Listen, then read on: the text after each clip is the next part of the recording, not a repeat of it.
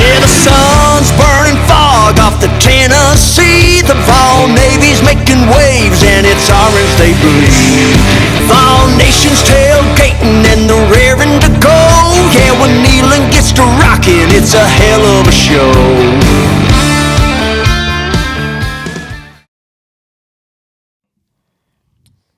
Hello, we are live. We like to keep them waiting a little bit. Ain't that right? Well, better late than never, Luke. That's right. We had some technical difficulties. Sorry about that. Welcome to episode 20 of the Vawls Deep podcast. Week 4 is in the books, and our Tennessee Volunteers are 3-1. Great first half, and then we have a real bad third quarter lag, but Tennessee gets the win. Saw a lot of improvements, but still have a lot to work on. Sure, we're going to talk about it a lot as we go on with this podcast. Coming to you live tonight from the Vol Cave. We're live on Facebook and YouTube, so share this out for us. Give us some likes if you don't care. As always, we have a ton to talk about regarding our Tennessee Volunteers and college football. We throw some splashes of other teams and subjects in there, but primarily it's going to be nothing but Tennessee football. We're going to grade position groups from Tennessee's last win. We're going to go over General Neyland's game maxims. We're going to preview Week 5 matchup versus South Carolina. Screw those Cocks. That's crazy, 5 weeks. We will give you all the information you'll need regarding that game. We have our keys to the game as well. We have Week 5 game predictions coming up. We have giveaways as well. Spur, who won last week's prediction giveaway? That would be Andrew Knight of WECO fame. Went perfect 10-0. 10-0, Andrew Knight. Good job, buddy. We'll get with you. We'll message you soon, or I'll stop by. We'll be doing another giveaway. We have a $25 gift card, baseball cards, football cards, and some decals, so stick around for that as well. Speaking of predictions, I guess I've got a draw out of the punishment cut. Finally, Luke gets to draw one out. This week. Me and Spur and Spanky all went 6-4, but I lost the total points. Cup, Spur, you gonna eat the hot chip, or are we gonna donate? Well, you know, they're not available to purchase anymore since someone died from it. And when my lung and sinus is already be compromised, it's either going to be paid to the charity or draw out that cup again. So, whatever I have to do. All right, we might just have to do the cup. I have to do the donation maybe, or you could take mine. No, you get punished one time, Luke. Corbin has been on fire the last few times. He went 7-3 last week, bringing his record. I'm the pick'em king over here. Bringing his record to 36-16. Spanky is in second place right now at 32-20. I'm in third place at 31-21, and Spurs in fourth place at 30-22. So very tight race still, but one of us is going to have to slow Corbin down. Hey! 8 of my losses was when we picked that week 1 of high school football. So, you know, I gave Corbin some crap last week for some very odd picks, but he nailed them again. What can we say? He's got to be good at something. Might as well be picking games. Yeah, he can't win the belt again, can That's right. He can't win the belt again. Speaking of the belt, where is our champ at? yeah, where is the champ? I don't know. We're going to have to make a rule, I guess. It's just going to be between you two. If you don't show up, if you go to... So he's vacated. If you go listen to Nickelback, then you get you vacate the belt. He just wants to be a rock star. That's true. So I'll have to get into the cup of misfortune later tonight. Spurs still has to be a parking lot attendant. We was going to do this in Florida, but Now we might do it in Missouri or Lexington or wherever we end up. We're going to do it somewhere. The mood just wasn't right after the loss. But we have start bench cut coming up. We have Florida, Alabama, Georgia, or other. And, of course, we have the duel. Spanky, he took the belt last week, but he's not going to have it. He never has it long. Oh, no. What can we expect? He gets lucky every now and then he just gets it taken from him.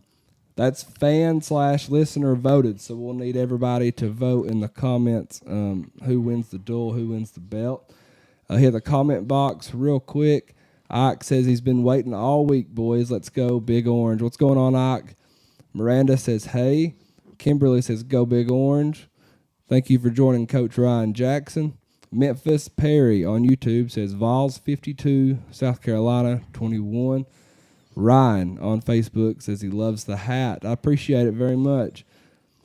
Let's see, Coach Ryan Jackson says he wants to do the parking lot attendant with you in Oak Ridge. We can pull that off.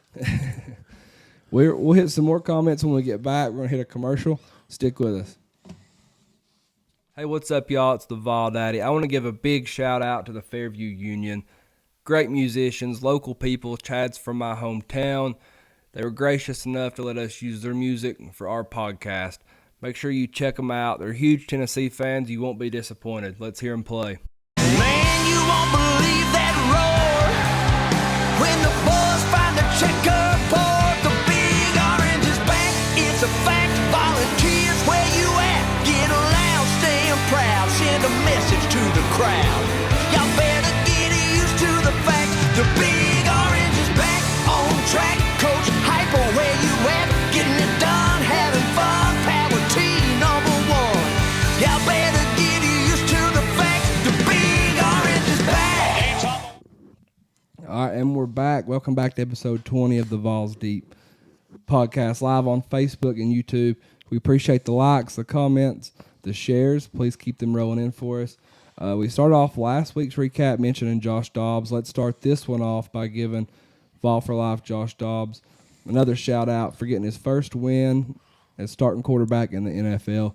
Huge win over the number one NFL defense, the Dallas Cowboys.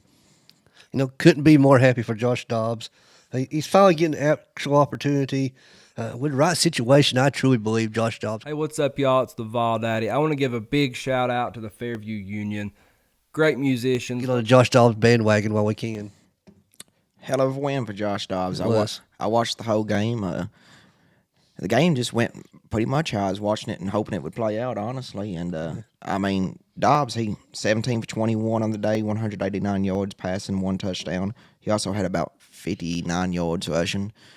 Arizona just went wide all over. And Dobbs looked good doing it. He had control of his team, had control of the offense. His team believed in him. So Josh Dobbs looked like a legitimate NFL starting quarterback. He did, and this is NFL in a nutshell itself anyways. I mean, you can be the best team and the worst team and go out there and beat the best team, and you can prove yourself one week and make yourself a star, and hopefully this is good things to come because Arizona was supposed to tank this season. That was the rumor. That they was going to tank and get that NFL draft pick, like number 1 or whatever, but now it looks like they're going to try to do something. If Josh Dobbs continues playing the way he's playing right now, he's going to earn a big contract somewhere next year. Yeah, for sure. Titans should have kept him. Yeah, they should have. Yeah, when they got rid of him, I said, well, they're going to pick Hendon up, and then when they didn't do that, I was really disappointed. Now, where's Will Levis at anyway? What's he doing these days? Oh, Will Levis lost Vanderbilt at Kentucky last year, and he still got drafted. no, I'm still pissed off about that. Yeah, so proud of Dobbs, man. He's played good every week. He's needed some help on the defensive side of the ball, and he got that. It's a very struggling team in Arizona at the moment. Oh yeah, he's doing a lot with very little. Very little. That's for sure. Tennessee beats UTSA 45-14. Nice rebound from this Tennessee football team, in my opinion. Overall thoughts on this win? Vamos Vawls, as our good friend Carlos Lopez would say on the Spanish radio announcer. It's the best start to the game that was possible. It was a perfect first play call, perfect execution, and the fans immediately bought back in to Joe Milton from play number 1. The first half was about as good as it could have been. I wish we'd have been a little bit more aggressive there the last 2 minutes of the first half, but I think we were a little uncertain on the condition of Joe's knee at the time, and we kind of took it a little conservative. We certainly relaxed in the third quarter, and we absolutely cannot relax for any quarter this week against South Carolina. We can't take a quarter off and expect to beat the Gamecocks. Good win. Can't say it's a great win, but good win. I expect us to lay off there at the end of, like the last fourth quarter. I expect us to lay back a lot. I didn't expect us to lay back as much as we did, but, it is what it is. Yeah, overall, it was a solid performance, but still a ton of room for improvement. Yeah, I think great first 2 quarters, kind of sloppy, lazy, nonchalant in the third. Joe kind of got on the sideline and fired him up a little bit, though, in the fourth. Good to see good to see the defense. We played a lot of young guys on defense, but great win, great comeback. I like the aggressive play calling. A little Absolutely. actually went deep a few times. UTSA, they're a good program. Back-to-back conference championships. Very good, coach team. They're not SEC, but they're a lot more solid than what people are acting like. We caught them at the right time for us to catch them. Their starting quarterback was out, and they're a little bit down this year to what they've been in the last couple years past, but they're a solid program and definitely well coached. The coach, I could actually see him probably going to a bigger team here in the future, honestly. Yeah, from I what can he's see done that. with UTSA. Yeah, speaking of their coach, Jeff Traylor had some great words about Neyland Stadium. He said it's the best environment in college football. It was incredible. Well, he's not wrong there. After the game, I ran into a couple of UTSA fans on their way back, I guess, to wherever they were going. I met them at Buc-ee's in Crossville. They both spoke highly of their experience in Neyland Stadium, said fans treat them all with respect and grace, so nothing bad to say about us. And so I think they're a little jealous of what we have in Neyland. You remember that time Oregon come and played us at Neyland Stadium? Was it Oregon come and played us at Neyland Stadium? They certainly come to play us. We didn't 13? we didn't come to play them that night, but they come to play us. But one of their players said that's the craziest environment he's ever been in his life, and said he was on the line and like he could look over and like the ball was like shaking from the crowd noise on the field. That's how it's going to be this Saturday. Oh yeah, it's definitely going to be wild. Let's see here. I'm gonna hit some comments real quick. Christian says, "Roll damn Vols." Jesse says, "Let's get it." Marty says, "Go Vols." Corey says, "Great show, guys. Keep it up. Go Vols." Saturday, Tennessee is going to be insane. 44-33 Vols. Josh Jackson says one of South Carolina's wide receivers is out this weekend. We're going to get into that, Josh. Corey says, "I just hope we can stop Rattler." I think he comes in way too cocky. Yeah, we're going to talk about Rattler a little bit later, Corey. Like the Danny pun says, right there. "Stay out of Buc-ee's. Pilot is right across the street." Josh says, "I think after last year he comes in with a big head. Aaron Beasley knocks his head off." I hope so. They're going to have a little chip on their shoulder, that's for sure.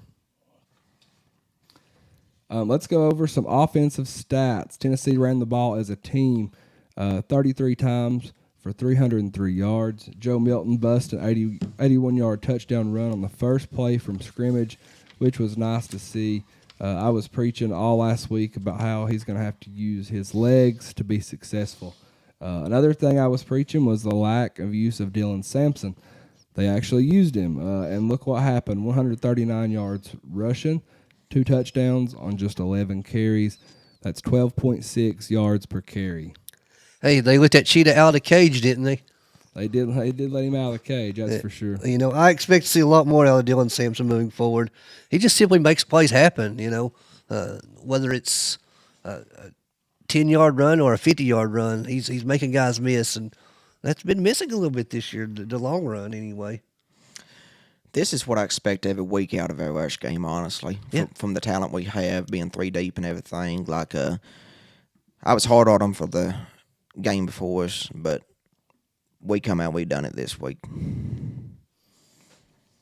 Yeah, I don't know. I'm fired up about it. Offensive line's got to be there, but I don't know. Just great to see Joe use his legs finally. Like we said last week, it's not a RPO offense if the quarterback never runs. It was the longest touchdown run by a quarterback in Tennessee history. Dylan Sampson does his thing. I mentioned it last week. We don't need to Alvin Kamara him. He looks like Alvin out there, man. He got the number 6 going on. Quick, hard to tackle, elusive. Not quite as tall. I think minimum he deserves 10 to 12 carries per game minimum. He's earned that at this point. So if he doesn't see 8, 10, 12 carries this next week, then we're going to have to start questioning some things. Yeah, 100%. Joe Milton had 5 total carries for 89 yards and a touchdown. Jabari Small had 9 carries for 61 yards and a touchdown. Jalen Wright only had 4 carries for 16 yards. He left the game a little bit banged up, I believe. Just overall thoughts on the run game. You know, it was an excellent week all the way around on the ground. Let's hope Jalen Wright can go this week, as we're going to need him. But again, it's a pretty solid performance. You cannot complain about 300 yards on the ground, no matter who gets them. Best running backs in the country, man. We just have to block. Best trio in the country, no doubt. The three-headed monster is elite. Dylan Sampson is first in the SEC, averaging 7.37 yards per carry per game. And then Jalen Wright is right behind him at 6.93. So, I mean, they're great. Joe Milton, 8 for 31, 209 yards. 18 for 31. Come on now. Man, Give him some credit. 209 yards. Sorry, Joe. 2 touchdowns. Joe had an 86.0 quarterback rating. Thoughts on Joe Milton's Week 4 performance? You want to take this one, Corbin? I'll follow up. I mean, as good as we done in the run game, I mean that took up a lot of the took a lot off Joe, but still, 18 for 31 for me is still not acceptable in a way against a team like UTSA. Because if that was in a game like this weekend in South Carolina, that's trouble. You know, other than that stretch where he was hampered by his knee, I thought he played pretty well. You know, he had 9 straight incompletions. If you take those away, his stats are pretty daggum good. A few passes were overthrown, and it just seems like something's still not clicking between Joe and his wide receivers. It still has to get a lot better this week. And that's what I was hoping for going in this game, is we get something clicking with them. Because they're going to have to get a connection going quick. Yeah, solid first half, kind of tweaked his knee. And after that, he had like a little 0 for 8 stint. Yeah. But which was not pretty at all. Much better than he has been, in my opinion. I worry a little bit, just all of the little pops and screens, and I don't know. Yeah. Just still not sure how confident the coaching staff, is in him or the offensive line. There's something there. They did let him loose a little bit. He threw more deep balls this game. I hope to see a few more this week. I think we're going to have to this week. He did hit 21.3 miles per hour on the run, though, the touchdown run. That's crazy for a 6'5", 240-pound guy. We got 4 running backs. Yeah. Let's hit our receivers now. 18 receptions for 209 yards. Ramel Keaton had 1 catch for 48 yards and a touchdown. Brew McCoy, 3 catches for 30 yards. Squirrel White, 4 catches for 29 yards. Dante Thornton, 2 catches for 24 yards. Caleb Webb, 2 catches for 22 yards, and his first touchdown pass catch as a Vol. McAllen Castles, 2 catches for 19 yards.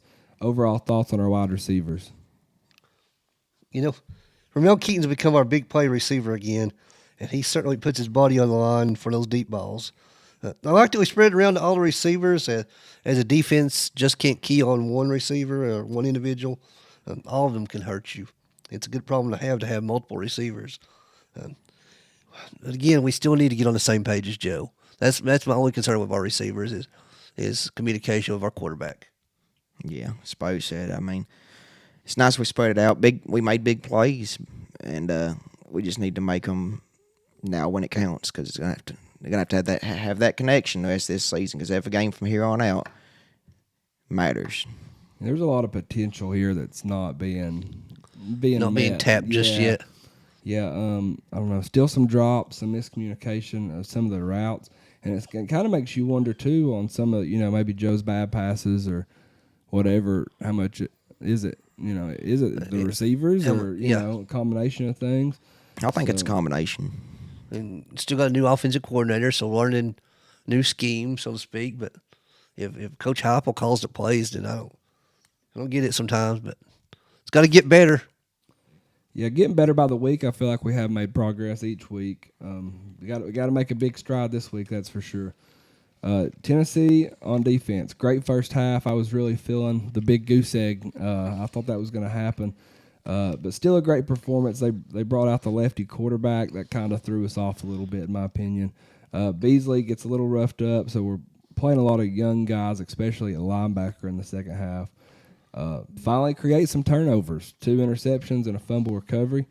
Held them to 319 total yards. I'd like to see that a little bit less, but 88 of those were rushing. What's your all's thoughts on Tennessee overall on defense versus UTSA? 319 yards is a lot for a lower class team, but not against UTSA, I would say, honestly, because they are a pretty decent program. That third string quarterback has some family lineage. It's Josh McCown's was his son. It was McCown. So I know UTSA scored 14 points in the third quarter, but those was against their second string defense, and we were just basically playing base coverage at the time. So I feel overall it was our best defensive game from top to bottom. We lacked some in the third, but we were getting some younger guys in. I'm worried about our secondary and our health headed into South Carolina this week. Yeah, some bad drives, mostly simple mistakes in my opinion. We have to be better versus South Carolina, especially in the secondary. Can't let up, can't take any plays off. I'll add this, Aaron Beasley led the team again with 9 tackles. Elijah Herring followed with 8 tackles and a tackle for loss. Tamarion McDonald played very well with 7 tackles, 2 tackles for loss, and an interception. Tyree West played really good. He had 6 tackles. I was happy to see a good game from him on that defensive line. Warren Burrell also had an interception. Special teams look good again, minus the freshman mistake from touching the ball on the punt.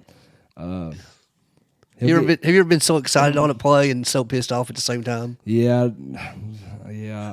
I was mad, but when I seen who done it, I was like, man, just freshman mistake. Yeah. But yeah, it is aggravating. He'll get hit with fumbling the football. D. Williams averaged 17 yards on his kick returns. Nothing really much to talk about the punt returning. Jackson Ross looked good punting again. Charles Campbell was 1 for 2 on field goals. How long was that? Was it a 52-yarder? It was a long field goal. He was out there, and he didn't miss it by much. But he was 100%, 6 for 6 on extra points. What's your all's thoughts on Tennessee's special teams versus UTSA? Well, I bet he doesn't make that same mistake on that block punt again and the fumble. That's a one-time mistake. It's a learning mistake. I'm glad it happened in this game and not the game coming up this week. So the missed field goal was from 52 yards. You can't expect him to make all of them, especially from that distance. Jackson Ross, after the first 2 weeks where he struggled, has done a pretty good job hunting. Yeah, I wouldn't hate on him too much for a 52-yard kick miss just because, you got kickers in the NFL who's kicking from like 15 yards out and they're missing it. Yeah. Yeah, I'm happy with the special teams overall. Nothing to complain about. Let's hit the comment box real quick before we go over. The comment box is flooding in pretty quick. Yeah. Hopefully we're not having any more signal issues on Facebook. On my end, it's not. It's acting like it's slow. Zach Bunch says Section P is going to be rocking on Saturday. Says he will need a rattle after Saturday evening. Jalen and Dylan are so good, and Cooper and stability on the offensive line is back. I hope we're going to talk some injuries a little bit later. I hope Cooper is back. Man, I'm not getting my hopes up after the last. I've learned a little bit more about Cooper's injury, so I've got a theory on Cooper's injury. Yeah, and Josh Jackson says before Joe Milton's knee, he was 14 of 18, so started to get very strong. Oh yeah, he looked great before the knee. Let's see. Ronnie Felt says, as a Vol for life living in South Carolina, this one has been circled on the calendar since last year. Go Vols. Yeah, that's going to be. They'd be hard to live there or somewhere like Florida after getting beat. And Zach Nitschke says, awesome show, guys, and thanks for sharing all the info. And thank you, Zach. You want some good hometown bakery stuff, hit up Zach. He knows how to cook. That Zach Bunch? And that's Zach Nitschke. Okay, there's another Zach. Okay, yeah. There's another Zach on here, too. Matt Adams says Vols 45, Chickens 31. Jerry Gibson says, get a great win for Dobbs. Very proud of Dobbs. Memphis Perry says Baker Mayfield said Neyland was crazy loud. Yeah, Baker, I don't like Baker that much, but he was very, very big on Neyland Stadium. Memphis always says, or also says, if Mays is back this Saturday, we'll see a big difference in the offensive line. He's the anchor for it. I 100% agree with that. Yeah, he's going to have to shake off some rust pretty quick, though. Yeah, I think the offense will be a lot faster with him. Definitely not as many penalties. That's for sure. Zach Bunch on YouTube says he don't want to hear about Nico. Let's play some ball. We have to let Joe be Joe. Yeah, 100%. I mean, Joe's obviously the guy. We're gonna support him 100%, but at the same time, we are gonna be a little bit critical whenever he needs it. Memphis Perry says Thornton is still adjusting to this offense. Yeah, we're starting to see some bright spots from Dante. Just he was so hyped up all off season, so they kind of put a big target on his back. Speaking of offense, real quick, we actually started doing a lot more hurry up this past weekend. It looked a lot better. Like way more and way better than what we've done so far this year. Let's see. Fireman on YouTube says he read an article from A to Z Sports saying he's supposed to play this weekend. Yeah, we've seen that from Austin Price. He didn't say for sure he's back. I heard that too on the radio, but he thinks this is the game he's going to come back to. But he's not 100% certain either. But we've heard this for the last couple of weeks, so until I see it, that's when he had a triple hernia surgery though, so that's what happened. Let's see. Coach Ryan Jackson says a 50-yard field goal is super hard to make. Let's hit General Nealon's maxims and see if Tennessee reached them maxims, whether we agree or disagree. The team that makes the fewest mistakes will win. Well, we accomplished this. We took care of the ball. We didn't have any major penalties. We didn't make many mistakes throughout the game. Even though Joe Milton went 18 for 31, he didn't have any takeaways. He didn't put us in any danger of any interceptions. So took care of the ball, and I'm pretty happy with that. Yeah. Yeah, check for me. We had, or they had 3 turnovers. We had 1, which was a dumb turnover. Dumb turnover on special teams. Play for it, make the breaks. When one comes your way, score. 31 points in the first half is hard to complain about. Yeah, I think we done this. Yeah. If at first the game or breaks go against you, don't let up. Put on more steam. I think for 3 quarters we put on more. Put on steam. We didn't have a whole lot go against us though.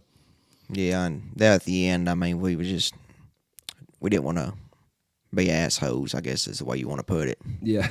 We did score 14 more points in the fourth quarter. So Yeah, but we could have been like Miami on Sunday in the NFL and just run it down your throat. Protect our kickers, our quarterback, our lead, and our ball game. I'm going to have to say yeah on that one. except for when we all gasped when Joe took that awkward hit. And, we still had to protect our quarterback. We certainly had to protect him this week. Yeah. SEC play, it's going to be we'll see if there's been much improvement or not. Ball, Oski, cover, block, cut, slice, pursue, and gang tackle for this is the winning edge. For 3 quarters, we've done this. I thought tackling was much better this week. Someone in the secondary has to put a big hit on South Carolina early. Someone has to lay to business just a little bit. Say what you want about Jeremy Banks last year. Jeremy Banks wasn't afraid to hit somebody hard.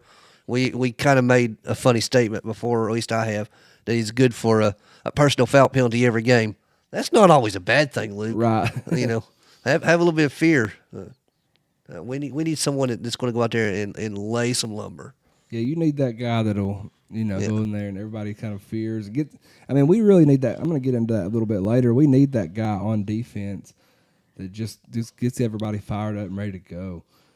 Press the kicking game. Here's where the breaks are made. Block the kick. I think we did a good job here. Kickers did their jobs. Yeah, Carry the fight to our opponent. Keep it there for 60 minutes.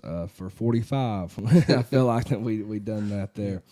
45 minutes does not equal a win this week. Yeah, we will hit the comments when we get back. I hope that the Wi-Fi is working good. It is not. It is not. Not surprised. We have had problems out of that the last 2 weeks, and the Vol Daddy is about to switch from Highland Communications, I believe. But we'll be right back. Not sponsored. Not sponsored. Big Orange Concrete Pumping. They can accommodate any residential or commercial concrete project that you may have in mind. They have one of the biggest line pumps in the state. They take a lot of pride in their work, and they're waiting on your phone call today. Their number is 865-371-3367. Whether you're pumping noise and kneeling or pumping concrete, make sure you roll with the Big Orange. That's Big Orange Concrete Pumping, 865-371-3367. Since July of 2021, our student athletes have capitalized on so many NIL opportunities that have been presented to them. Those opportunities exist because of the power of Vol Nation. When you combine the most passionate fan base in the country with the city of Knoxville and our great state, you create the nation's #1 NIL destination for student athletes. There's no better place for our players to build their brands than right here at Tennessee. I encourage all of you to support and donate to Spire Sports and Our Lady Vol Booster Collective. These collectives are here to serve our student athletes the right way in our community. To get involved, please scan this QR code now. It's been an incredible fall for our program, and we are just scratching the surface of what we can accomplish. Let's all do our part to ensure that Tennessee continues to lead the way in name, image, and likeness. Go Big Orange. Hey, what's up, y'all? It's the Vol Daddy. I want to give a big shout out to the Fairview Union. Great musicians, local people. Chad's from my hometown. They were gracious enough to let us use their music for our podcast. Make sure you check them out. They're huge Tennessee fans. You won't be disappointed. Let's hear them play. Man, you won't believe that roar when the boys find the checkerboard. The Big Orange is back. It's a fact. Volunteers, where you at? Get loud, staying proud. Send a message to the crowd. Y'all better get used to the fact. The Big Orange is back on track. Coach Hyper, where you at? Getting it done, having fun. Power team #1. Y'all better get used to the fact. The Big Orange is back. All right, and we're back. Hopefully Maybe. the Wi-Fi is working. If not, then we'll just have to do the pre-recorded show. I hear Elon Musk has some Wi-Fi. Well, we have to check him out, I guess. Hit the comments here. Fireman says he hopes to make the Vol Club event. Yeah, for the ones listening that want to do that, $25. You can bring a friend. Al Wilson's going to be there. Some other 1998 players will be there. That's free food and drinks included. That's the Volunteer Club tailgate.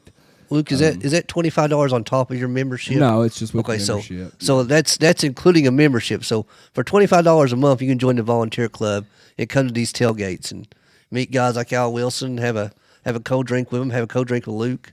Yeah, because that's I mean, you'll pay the $25, and I mean you'll get Drink and eat for free. you'll get Come South on with it. Carolina, you'll get Texas A&M.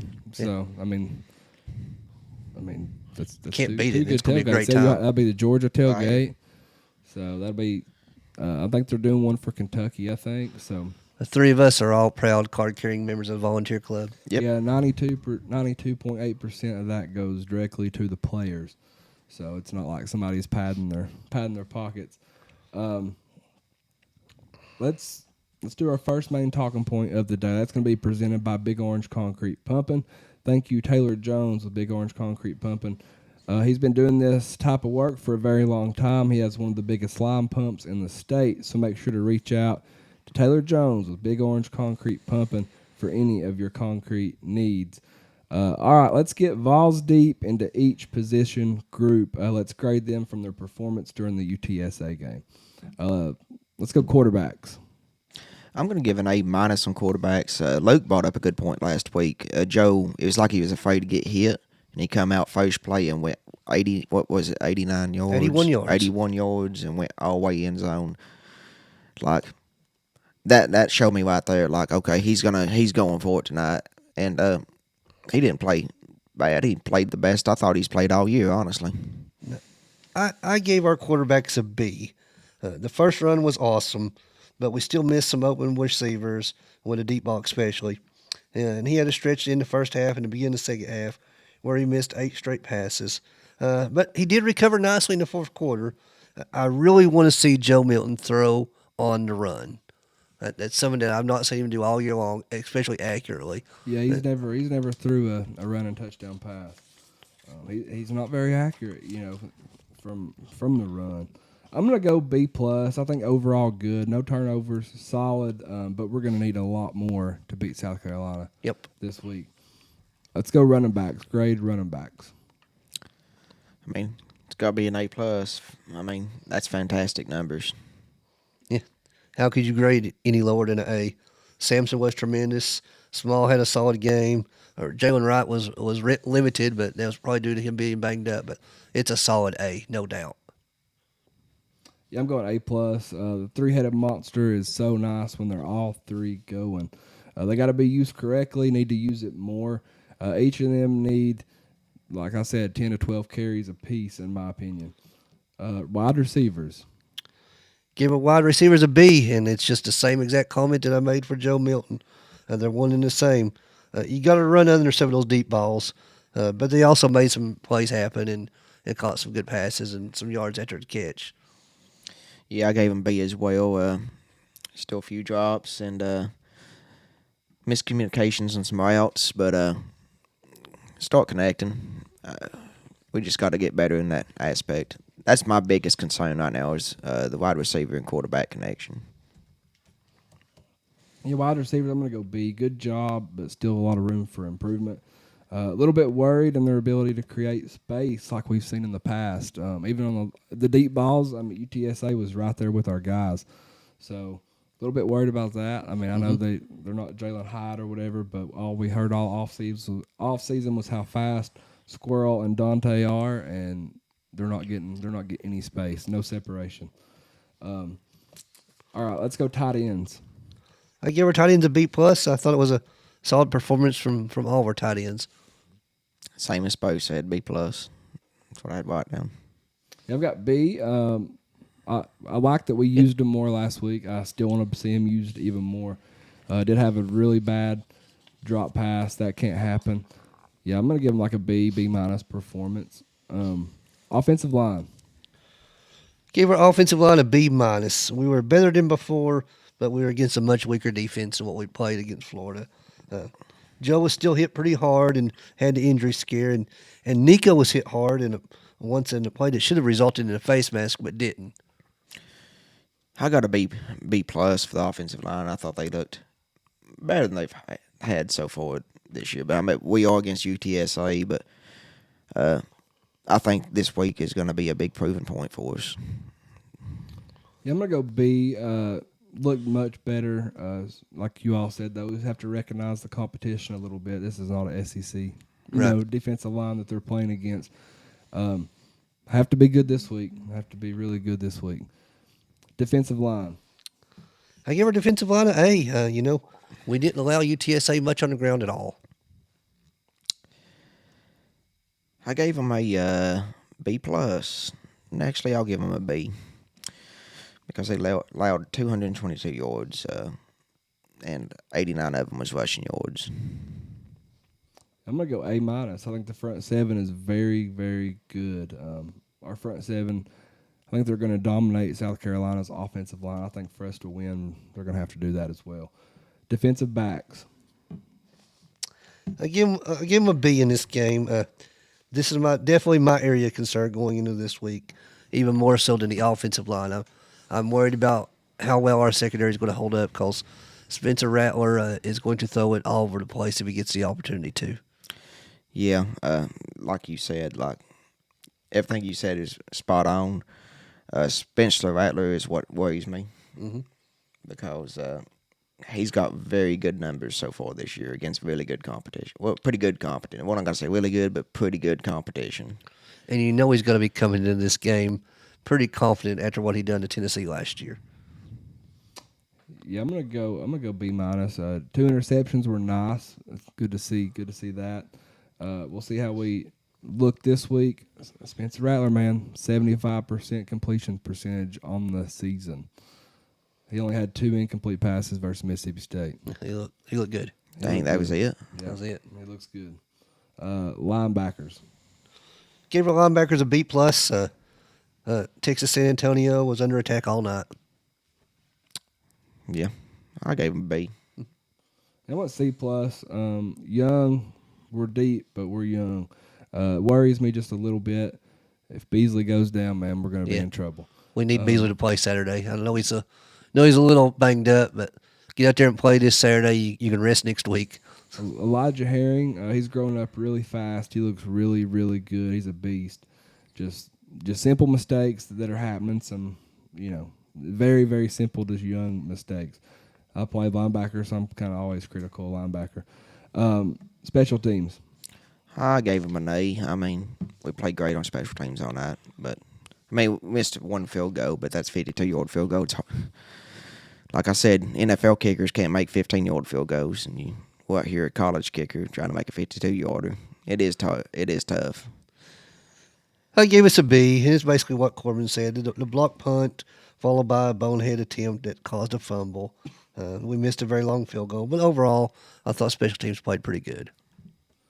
Yeah, missed the field goal, but 100% PATs, I just punts, kickoffs. Couldn't give us A when we had a fumble on special teams. No, that's true. You do gotta add that in too. So that's true.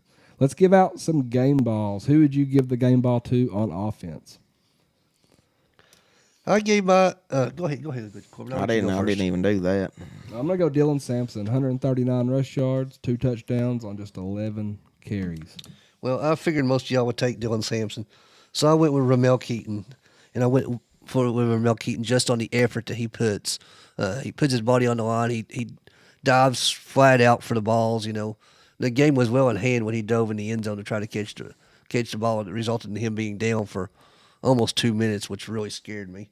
Hopefully, it was just the air knocked out of him because he put everything on the line for that catch.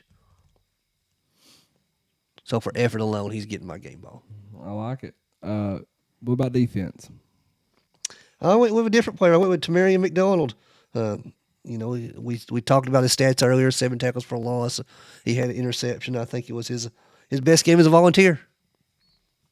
I'm going to go with Tamarian McDonald. Well, what do you know? 7 tackles, 2 tackles for loss, interception. So, yeah, great, man. I'd give you one, but Luke makes this like a little bitty, like on the sheet. He makes it very small where you can hardly see it. So you like miss it, and you're like, oh, this must be a commercial break right here. It's big on my end. It's big on your end. Spur. I seen it just fine. Let's hit some comments. We are having lagging Wi-Fi issues, so we apologize for that. We still got 10 watching somehow on YouTube. Not even sure who I was watching on Facebook. I got aggravated at Facebook. I got people saying they're getting Facebook, and I got people saying they ain't getting the Facebook. Yeah, I have no clue what's going on with it. Kyle Highland, let's complain. I've been on him this week, and nothing's changed apparently. Thank you for listening to our first main talking point of the day. We're going to take a short break. We have a lot more coming your way, including a giveaway. Share this out for us, please. Comment and like. If we missed your comment, comment again. Next, we're going to have Start Bench Cut. And if we are laggy, we'll be posting the whole podcast later for you to go back and watch. Since July of 2021, our student athletes have capitalized on so many NIL opportunities that have been presented to them. Those opportunities exist because of the power of Vols Nation. When you combine the most passionate fan base in the country with the city of Knoxville and our great state, you create the nation's #1 NIL destination for student athletes. There's no better place for our players to build their brands than right here at Tennessee. I encourage all of you to support and donate to Spire Sports and Our Lady Ball Booster Collective. These collectives are here to serve our student athletes the right way in our community. To get involved, please scan this QR code now. It's been an incredible fall for our program, and we are just scratching the surface of what we can accomplish. Let's all do our part to ensure that Tennessee continues to lead the way in name, image, and likeness. Go Big Orange. Megan's Cleaning Services is here to meet all of your home cleaning needs. From a basic clean to a deep clean, from a one-time clean to a bi-weekly clean. Megan's Cleaning Service is here for you. We provide residential, commercial, and rental cleanings for the best prices. Serving Knox, Anderson, Scott, Roane, and Morgan counties. Give me a like on my Facebook page. My phone number is 423-539-7266. Again, that's Megan's Cleaning Services at 423-539-7266. Thank you.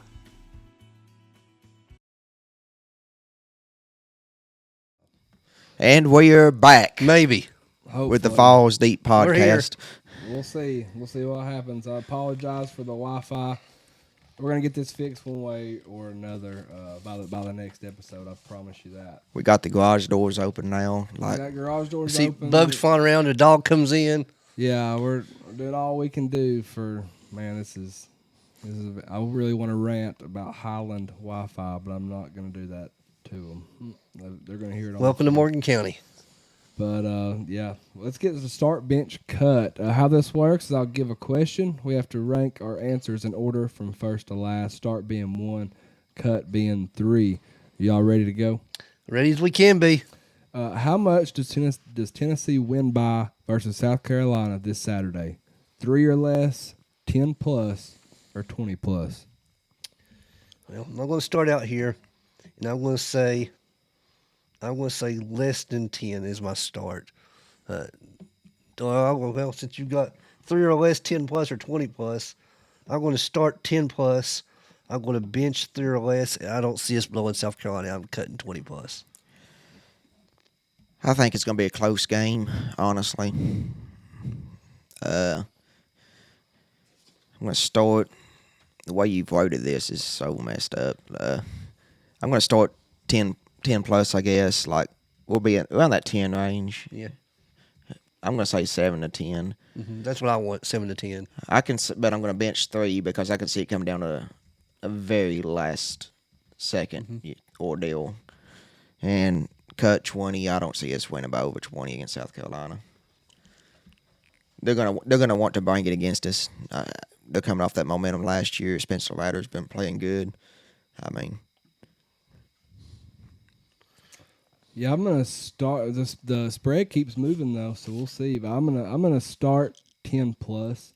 I think the spread's at 12.5 right Yeah. now. What does Vegas know that we're missing, Luke? They know something. They know something. It keeps going up and up and up. it boosted them dark mode jerseys. I'm gonna bench 3 or less. I don't really see the 20. I hope. I don't really see the 20 plus. I'm gonna cut that. But I don't know. We'll see, man. I'd love to see us train the realm. I would too. I mean, they only lost to Georgia by 10. I mean, they're a good team. Today is National Chocolate Milk Day. Which flavor of milk is best? Plain, strawberry, or chocolate? Well, since today is National Chocolate Milk Day, you're going to start good old cold chocolate milk. And I'm going to bench plain white milk. And while I like strawberries, I'm just not a fan of strawberry milk. This is tough, and I'm going to start chocolate milk. I mean, you just cannot start chocolate milk. Bench strawberry milk. I love strawberry. Anything strawberry is good. And cut plain white milk. Born. I ain't drunk much milk in my life, so. I'm not a big fan of artificial strawberry, so that's why I cut strawberry milk. Yeah, I'm gonna start plain milk. I love plain milk. I can just turn it up at any point. The guy that works out at 3 o'clock in the morning would say this. Yeah, I'm gonna bench chocolate milk. It's great as well, and strawberry milk. I'm gonna have to cut it. I like it, but it's definitely bottom. What is your biggest worry this Saturday versus South Carolina? Our secondary, our offensive line, or our quarterback? I'm starting our secondary, and I'm starting it because Spencer Rattler is known to throw the ball all over the field. He's going to do it again this Saturday if he gets the opportunity. I'm benching our offensive line, and I'm cutting our quarterback. I feel pretty good about how Joe's going to play this week. I'm starting a secondary for the same reason that you said, but I'm going to bench the quarterback out of the fact that I'm still not confident in Milton and the receivers at the moment. And the offensive line, cut it. Still got some worries from there, but they've had some improvement. Yeah, I'm gonna start our secondary just because, like I said, Rattler's 75% completion percentage. I don't know, especially after he done us last year. I should have pulled up the numbers from last year. And I'm gonna bench our offensive line. They have to dominate. Their run game has to be there. They have to give Joe time. And I'm gonna cut our quarterback. I don't think Joe is gonna play bad enough for us to be able to blame the loss on him. So we got to surround him with what he needs to be successful. After Colorado's horrible loss to Oregon, I was really wanting Spanky. Where's Spanky at? That's why I throw the Colorado stuff even in here. After Colorado's horrible loss to Oregon, what will be their record at the end of the season? 5-7, 7-5, or 9-3? Well, let me tell you something about Colorado and Deion Sanders down at Colorado. Wait, I'm not Spanky. Start 7-5. They got several tough games on their schedule. They're still going to win a few. I'm going to bench 5-7. They are not going 9-3. I told everybody in this podcast about Colorado, and I've told everybody I've talked to about Colorado. This is like you go Jackson State, you do good. Oh, that's pretty good for you. You cannot take a Division I school and make them an A+ school in one day, especially one that only won one game last year. It's going to be a tough hill for him to climb, especially if the Pac-12 as good as the Pac-12 is at the moment. Very stout Pac-12, best looking Pac-12 I've ever saw in my life. Probably is. But I'm going to start 7-5 because, like you said, tough competition. I mean, they just lost to Oregon. They still got to play USC. They got like Washington, Utah. I mean, Arizona State or Oregon State.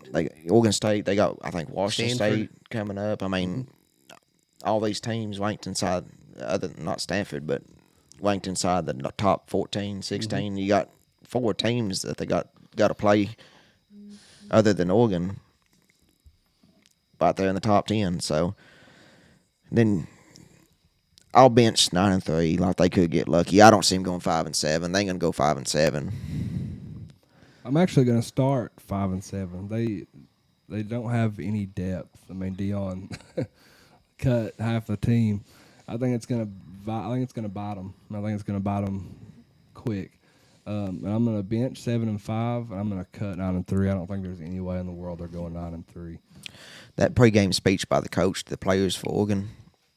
Oh yeah, Oregon's coach. That was awesome. I loved it. And truth be told, Deion Sanders owned it. He said it was a good old-fashioned butt whooping.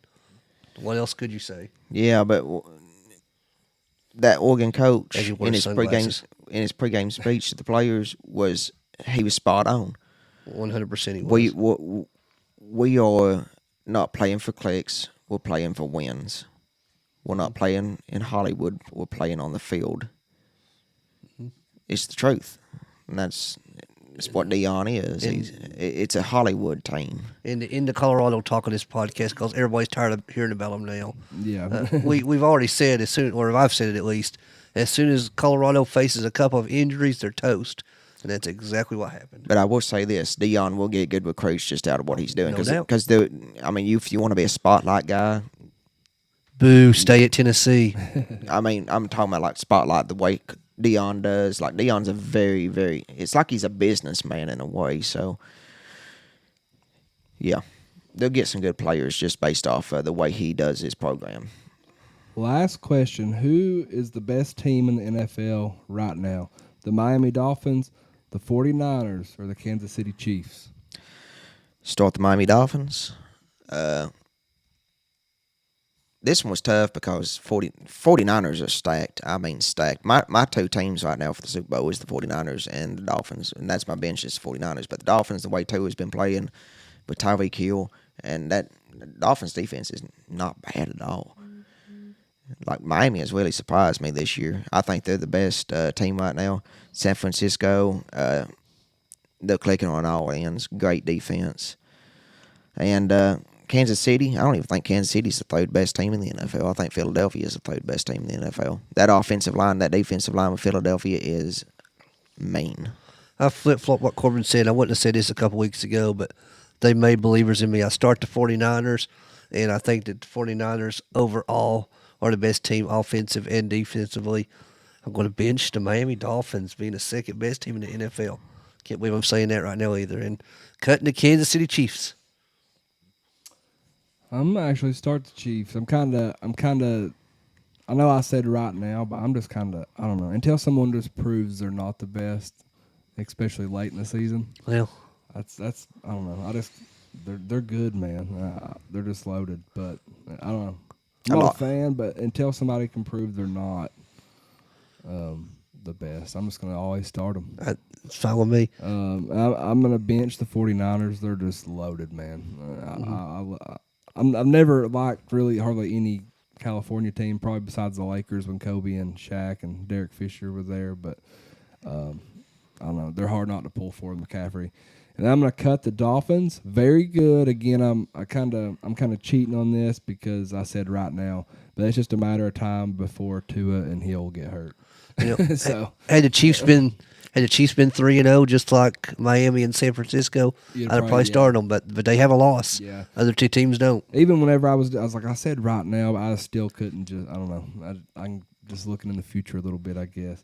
Hey, it's the NFL. It's like I've said, You like never I've know. said, you don't know. Like the NFL is such a back and forth game, and you won't really know who the best team is till like 8 weeks in, and then even like 8 weeks in, they may not be the best team by 12 weeks in. You know, so. I think what we're gonna do here for the ones listening on Facebook, I'm gonna drop the. I'm just gonna see what happens. I'm just gonna drop the Facebook feed. Go over to YouTube and watch us if you don't care. Just Vols Deep Podcast. Check us out there for the ones listening on Facebook, and maybe this will clear a little bit of this lag up. We'll be right back after this commercial. Megan's Cleaning Services is here to meet all of your home cleaning needs. From a basic clean to a deep clean, from a one-time clean to a bi-weekly clean, Megan's Cleaning Service is here for you. We provide residential, commercial, and rental cleanings for the best prices. Serving Knox, Anderson, Scott, Roane, and Morgan counties. Give me a like on my Facebook page. My phone number is 423-539-7266. Again, that's Megan's Cleaning Services at 423-539-7266. Thank you.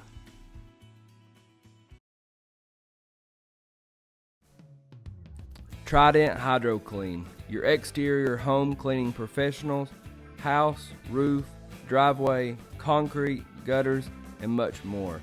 Trident Hydro Clean, 865-363-8815. They've been in business for 5 years, and they have a 5-star Google rating and a 5-star Facebook rating. Call Jacob today. Give your house, driveway, and or patio the care it deserves. 100% satisfaction guarantee. See the difference between a professional and amateur cleaning.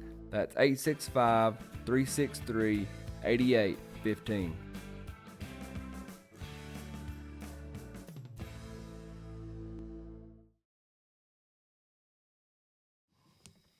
All right, and we're back. We're just live on YouTube now. Sorry about the problem.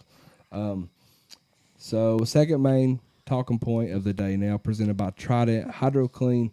I really liked how we kind of done this in our last segment with the random questions, just kind of based off this team, kind of what's going on with it, the concerns, some of the questions brewing. So let's dive right in, Vols deep, to these questions. Joe Milton looked better on Saturday. Obviously not an SEC opponent, but UTSA is very well coached. They have good athletes, won their conference 2 years in a row. Does Joe Milton's performance last week help your confidence in him and this football team? Of course it does. And it's clear this team loves Joe. He's their leader. And Joe made a statement with the opening record-breaking 81-yard touchdown run. He was mobbed by just about everyone on the sidelines, on the field. They all come running to Joe. So that tells me everything I need to know about him. It's his team, and I believe in Joe. Yeah, That Joe, anyway. I'm confident. I am confident in Joe, but this is going to be a big proving game this coming weekend for Joe. It's going to be a big proving game, honestly. We'll see what he can do. I like how he ran the ball because it wasn't like he wasn't afraid to get hit in that situation, and he went for it. He gave me some confidence in that aspect. Now, Man, that place was rocking. after that touchdown. Oh, yeah, and that's what everybody needed to see from him. Like, just running the football helped a lot. Just bringing that part of the game to the table was nice. He was poised for the most part. Took some shots. That's play calling too, though. It's not just him, but just I love to see just us be more aggressive. Josh Heupel's he's never been conservative since he's been here, and I just don't understand the first couple of games. He's going to have to make big plays when he's getting pressured. Yeah. Because he's going to get pressured this And weekend. that's the thing I think that really separates him and Hendon is Hendon was just poised. I don't know, when the pocket broke down or whatever, he knew what to do. And Joe just kind of panics a little bit, I feel like. But he's still got a lot to prove for me. He's not the issue he's not the the main issue with the team or anything like that. But yeah, I think overall it did help, a little bit. Yeah. The second half lag, it was pretty weird. We obviously, we can't do that this week at all versus South Carolina. Like I said, they lost to Georgia by 10 points. Played North Carolina really good. How much does that weird second half / third quarter lag bother you this week? We won't do what we done in the second half against UTSA against South Carolina. I mean, we laid off the gas, honestly. Like, it's UTSA. We're up by a good margin, pretty big margin, and that's just how it goes when you're up that big. Like, I've watched thousands of games in my life, and when you get that third and fourth quarter and you're up by a margin like that, it's just like you're just playing to end the clock and the game by that point. So I ain't worried about it now. We can't do that against South Carolina, but I do not expect us to lay off the gas against South Carolina like that. It worries me a lot, but it's not just the third quarter against UTSA. It was the second quarter against Florida, the third quarter against Austin Peay. We haven't played a full 4 quarters all year.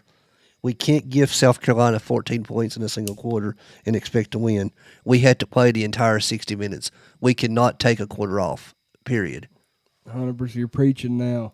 But you're always taught you come out at halftime at 0-0.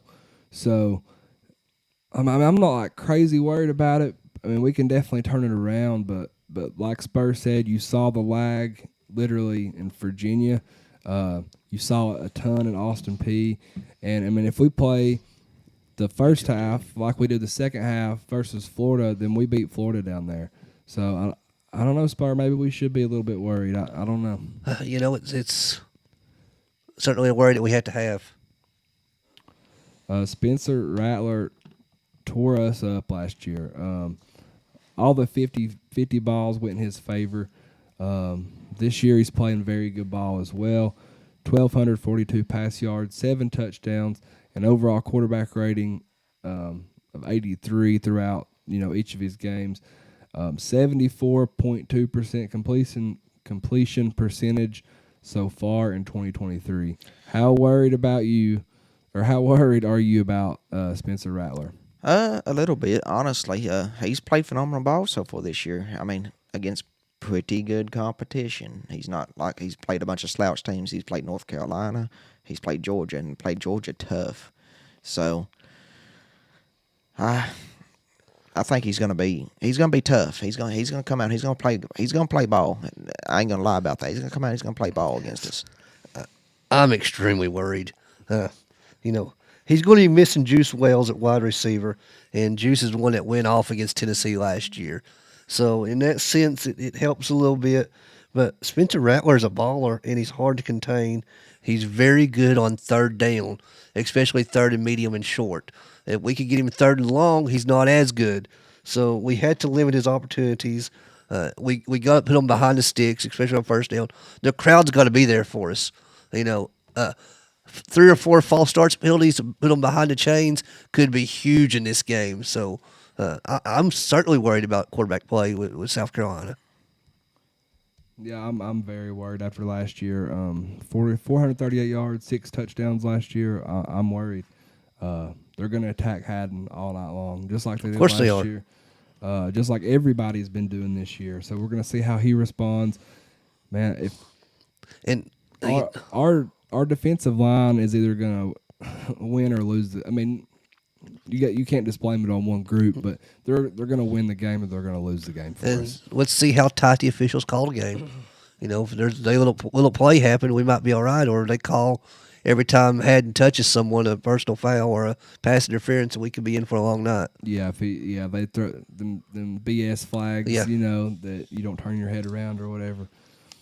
South Carolina has played much tougher competition than Tennessee has so far. They've played a very good North Carolina team, a close loss to Georgia, and a win versus Mississippi State. Does the fact that South Carolina has played better teams, they're more battle tested than Tennessee, does that worry you? Kinda, yeah. I mean, they played tough competition. Like they know what they have in a way compared to what we don't really know because we've played some cupcake games, a lot of cupcake games so far. So yeah. It sure does. They've been tested more than we have. And South Carolina's coming into Tennessee in Neyland Stadium expecting to win this game. We say it's a must-win for us, but it's a must-win for them as well. They can't start their season 2-3 just like we can't start our season 2-2, or 3-2. So South Carolina's coming in to win this game, so we better be ready. Yeah, a little bit, but it bothers me just a little bit. People knock Virginia, but they still got good players. They're still in a good conference. UTSA, solid program, but USC Junior, man, like they fought through adversity. A lot of it already. I don't know. I know Spencer Rattler's never played in Neyland. He's about to find out. They're about to find out. They've not played somewhere like they're about to play, so that's going to help us a lot. But yeah, we'll see what happens, man. Tennessee injuries are unknown. Cooper Mays, like I said, a lot of people say he's going to be back. We'll see. Who knows at this point? I think it just got released the other day that it was like a triple hernia surgery. So it's legit. It's not that he's wanting to sit on the sidelines. I guarantee you, Cooper Mays wants to be in this game. He has been cleared. He's been cleared for a little while, but it's kind of just it's up to him how when he feels comfortable enough to go right now. So we'll see when that'll be. Brew McCoy, Ramel Keaton were both banged up a little bit. Not really heard anything much on either of them. I've been told that everybody that got it just a little bit nicked up is fine, but we'll see. Aaron Beasley left the game with the injury. It looked like an ankle or a foot or something like that. Joe Milton, a little nicked up. There's been some pictures going around of him getting MRIs done and stuff like that, but I think he's fine. No, Danico Slaughter, we're so much better with Danico Slaughter, man. He loves to hit. He's that guy in the secondary.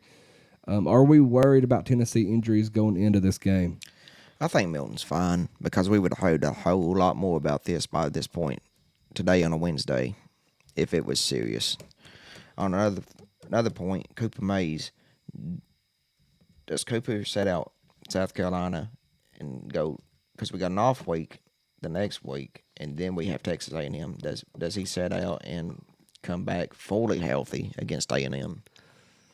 I fully expect everyone to be healthy and ready to go on Saturday, including Cooper Mays, minus the ones that we know about, like Peely. He's out for an extended time. But we need all hands on deck. There's time to rest after this game. This is the biggest game of the year right now. Oh, yeah. The goal is to win the SEC East for Tennessee. You're not winning the East if you don't win this game. 100%. Injuries are frustrating for 5 weeks now, and I know it's not Cooper's fault, but all we've heard is since week 1, he's been on the depth chart as a starter. Yeah. So it just, I know media throws crap out there and stuff. That part is frustrating. There's no definite answers. You can't knock the coaching staff for that. It's none of our business, none really. Of our but business, and we like to talk about it. It helps. You don't want to really tell the other team what you got or not. That way they can prepare. So definitely not throwing any shade or anything there. But like I said, I really want Cooper Mays to play, and I can't wait to have Danico Slaughter back because I almost Just when you say Danico Slaughter, all I think about is the Kentucky hit. And that's all I think about. And he's really good back there. And I'm not. Do you have any idea what's? I don't. Okay, I I've don't. not heard anything. I heard it's not anything major, and hopefully he'll be back this week. Yeah, I mean, you got Peely. You know that's a killer, man. You finally get. You know, he was our defensive signal caller and everything. You know, and back on Cooper, I'd almost rather Coach Heupel say, he's doubtful or he's probably not going to play, and then have him not prepare for him if he is going to play. Yeah. Well, guess what? He's fine. Yeah, maybe if he don't play like this week, we might do it to like Bama or something when we go down there. Well, that's why he won't say it, is because he's like, well, we're going to keep South Carolina thinking. Yeah. Is Cooper going to play? Is he not going to play? What are we going to run right here? Yeah, it's definitely the best strategy to go with. We've seen our offensive line struggle in the swamp. Do you think our offensive line will be able to handle business versus this other SEC defensive front? I do, just out of the fact that Neyland Stadium night game, big time conference game, like you said, game of the year. Right now, game of the year, season's on the line for both teams. Like, we know we're going to have to come out and play football. For whatever happened at Florida happened. If they're not up for this game, they're never going to get up. Only time's going to tell if they're going to perform. But just like Corbin just said, it is Neyland at night. The place is going to be beautiful. It's going to be rocking. It's going to be loud. So it is time for us to shine.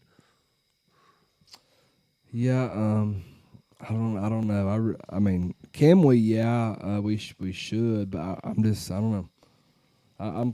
I'm worried about consistency more than anything. Just I don't know. Just too many players taking like a playoff. You know what I mean? At just random times, and I don't know. I mean, it can be fixed. I'm just gonna have to see the full consistency to.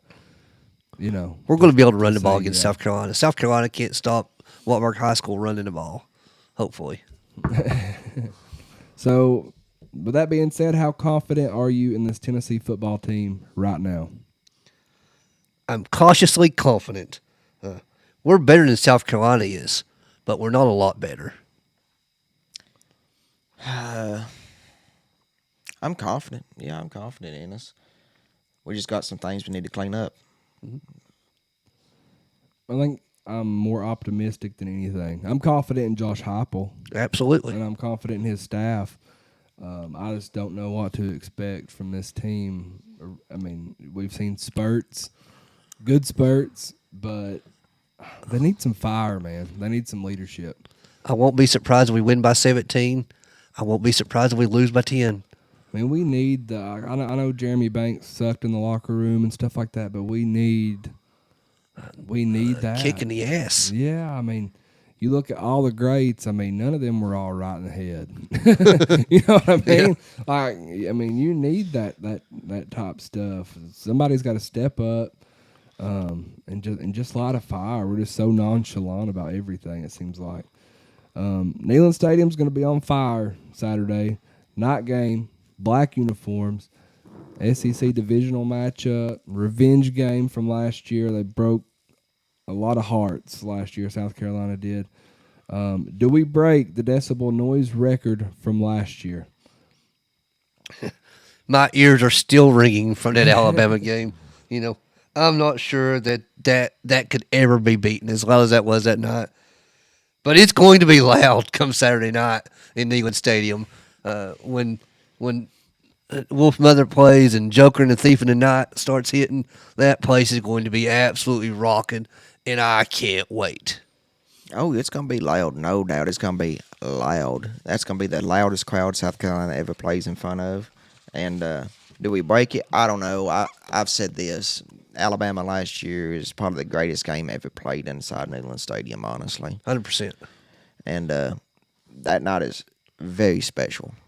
That's a night that you make movies, documentaries on. I will say this. I don't care if we make a 52-yard field goal to win the game at the end of the game. We don't storm the field when we beat South Carolina. Oh, no. We act like we've been there before. Oh, yeah. We celebrate all night long in Knoxville. Yeah, if that happens, I don't see us breaking the decibel record, but I don't see us doing it. I think, but we're gonna be loud as I hell. think if we come out aggressive and make plays, it can happen. I really do. I think if we're on fire, if we're hitting some bombs, get a turnover, I think it can be hit. And I don't think. I mean, it's going to be wild. It's going to be super wild. I don't care if our own state's coming in there or not. It's going to be crazy. To anybody listening that's going to be at that game, even if we get behind by a score, it is not time for the fans to lit up. The fans have to bring it for 60 minutes, just like the players have to bring it for 60 minutes. And I don't plan on sitting down all night long. I don't think I sat down all night long at Yeah, UTSA, honestly. I'm so sorry to anybody that sits behind me. Not me. Luke will get shoved in the back again, but that'll be okay. Yeah, I didn't sit much at all for UTSA. I think like towards the end, Ella wanted to sit down, so I sat down with her. But That's what commercials are for. yeah, usually I'm the guy that everybody's mad at for standing up, and I did get pushed extremely hard in the back by a girl from Florida for standing up, and yeah, I done good though. You behaved well. To be that intoxicated, I handled the situation really, really good. She just wanted to touch the Vol Daddy. She wanted to touch the Vol Daddy, get some of that sweat on her. Let's talk about the new AP poll real quick. Whatever needs to be said, whatever you want to say about it. We'll hit 5 at a time. 1, Georgia stays, and then we've got 2, Michigan, 3, Texas. They move up 1 spot. At number 4, we've got Ohio State. They move up 2 spots. At 5, Florida State. They drop a spot.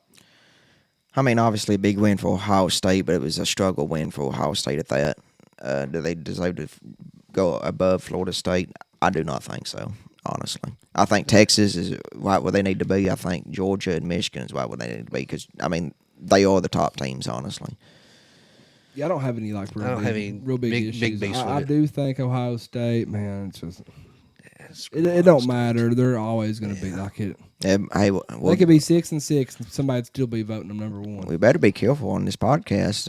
Apparently, everybody's against Ohio from what their coach says. So Yeah, everybody. Hey, watch out, Lou Holtz. Ryan Day's coming for you. He's coming, man. Hey, he's got blood on his mind. Watch yourself.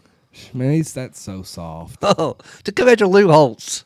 I mean, Yeah, then to act like that Ohio State is like this mistreated team. yeah. Like everybody just worships you nonstop. ESPN worships the shit out of you. Yeah, I cannot stand it. But yeah, that was extra. I understand maybe having it's something to say, but man, that's just. Yeah. He was losing sleep over them. I mean Lou he's always Holtz- had bags under his eyes. Hell, you can't even see his eyes in bags. Lou Holtz was a Notre Dame legend. Of course, he's going to go with Notre Dame. Yeah, I mean That's the equivalent of Kirk Herbstreit going with Ohio State. Of course, it's going to happen. yeah. I mean it's like asking. Right? Yeah, I mean, it's true. I mean, if you ask Peyton, I mean he's always gonna. I mean, it's stupid. Anyway, number 6, you got Penn State. They move up a spot. 7, you got Washington. They move up a spot. 8, you've got USC. They drop 3 spots. Number 9, you've got Oregon. They move up a spot after the Colorado bashing. And then 10, Utah. They move up 1 spot. 4 Pac-12 schools in the top right there. USC is kind of shocking how far they've fallen so far. If they win their games, they'll be all right. But Pac-12 is going to be tough. They're going to beat up on each other. What's going to happen is the Pac-12 will end up beating up on each other, and they'll have one team that'll come down to it all. As is the Big Ten with Yeah, the 3 in the top 6. So I think Washington's a top 5 team. I do too. Their quarterback's fantastic. He should be. And here. Penn State's looked as good as anybody. Yeah, Penn State looks good, man. Ohio State's got Penn State coming up. I hope I hope it's the year that Penn State does it, man. Me too. I think Michigan's the only team I've not really seen play yet. They've not really played anybody either, though. So, number 11, Notre Dame. They dropped 2 spots after the loss to Ohio State. 12, Alabama. They move up 1 spot from beating Ole Miss. LSU drops a spot. They're at 13. Oklahoma moves up 2 spots to 14. North Carolina moves up 2 spots to 15. I don't have any problems. Yeah, I don't either. No. I'll say this though, Notre Dame, man, I'm not a fan, but I like that team. I really do. They played pretty solid. You know, I like Sam, the What? quarterback. I think That's a quarterback they've been looking for years. he's good. well, that had to be heartbreak at the end, to be in that stadium. I can't remember the name. The running back that's bad, number 7. He was really really good. I think Notre Dame simply got outcoached. They definitely got outcoached when they had 10 players on the field For the last 2 plays, not one play. Oh, was it 2 for plays. 2? It was the Okay. last 2 plays. I did not know that. That's another thing. His coach said that we can't take a penalty right there. That's like the 1.5 yard. You're at the line. half-yard line. Take the All they're penalty. gonna- I'd rather have another defensive lineman in there than and Yeah. give him a half. Play with yard. 13. See what happens, right? Yeah, yeah, Make them penalize you. Whoops, we missed it. let's go full dually on them. Let's just throw it at 15 out there on them. 16 Washington State. They move up 5 spots. Washington State looks good. 17 Duke. They move up a spot. Man, I'm pulling for them this weekend. 18, you've got Miami. They move up 2 spots and then at 19, you've got Oregon State. They drop 5 spots. Ole Miss comes in at 20. They drop 5 spots. Tennessee at 21. They move up 2 spots. We've got a lot of work to do. Florida, I didn't do 5 that time. I apologize. That's all right. Keep going. Florida 22. They move up 3 spots. I do not know how. That win at Charlotte was ugly. The field goal kicker basically won the game for them. They couldn't score. Yeah, I don't. That's I've talked about Florida enough. It was pitiful. I just don't know how they you move they up. should have beat Charlotte by like 40, They should've 50, destroyed 60. Like Charlotte is a very, very bad football team at the moment. I'm telling y'all what's going to happen is Florida's going to finish like 5-7, and Yep. we're going to be again losing to a Florida team that has a worse record than we do. Anyway, Missouri comes in at 23. Missouri's what, 4-0? Yeah, well, Impressive. Rightfully deserved. I think Missouri, like they have deserved to be ranked. 4-0. They got Vandy this week, so they're going to be 5-0. Yep. Yeah, Missouri looks good. We might have to make that trip, Spur. I'm ready. Corbin's already out on it. He ain't even thinking about it. I've been to Missouri twice to their stadium up there. My I schedule may go freed with up. you. I'm I may good. go with you. I may go for a 3 times a charm, which I've never lost when I went up there. So Oh, you're coming then. We're I'm dragging you. undefeated when we go to Missouri. So Hey, let's just play it. Missouri, the Vols Deep podcast is coming for you. We are. Yeah, hopefully Missouri's got better Wi-Fi than Highland. Then 24, Park some cars up there. Kansas. 25, Fresno State. Fresno State's ranked, by God. The Bulldogs. Good to see them back in the top 25. Hey, Come it's on been, with it's been a long time. They're ranked, and Boise State ain't ranked. It's What is going on over there It's in Fresno the Mountain State West? in the Mountain West, yeah. So good to see them up there. Come on with it. I will tell you this. Clemson at 2-2 still received 5 votes. Well, Clemson had Florida State on the ropes. They did. They surprised me there. They really. I was man. I was kind of pulling for them. In a I way. was In too. a I way. was too. I like seeing the upset. Yeah, I do too. I was. I'm not a, and I don't dislike Florida State by any means. I just like seeing havoc. I do too. I'm the same. if I don't have a dog in the fight, Yeah. then I want to see just the craziest. What it stuff is ever. we got one loss, and we need everybody We else need to have everybody one. We need them to lose, yeah.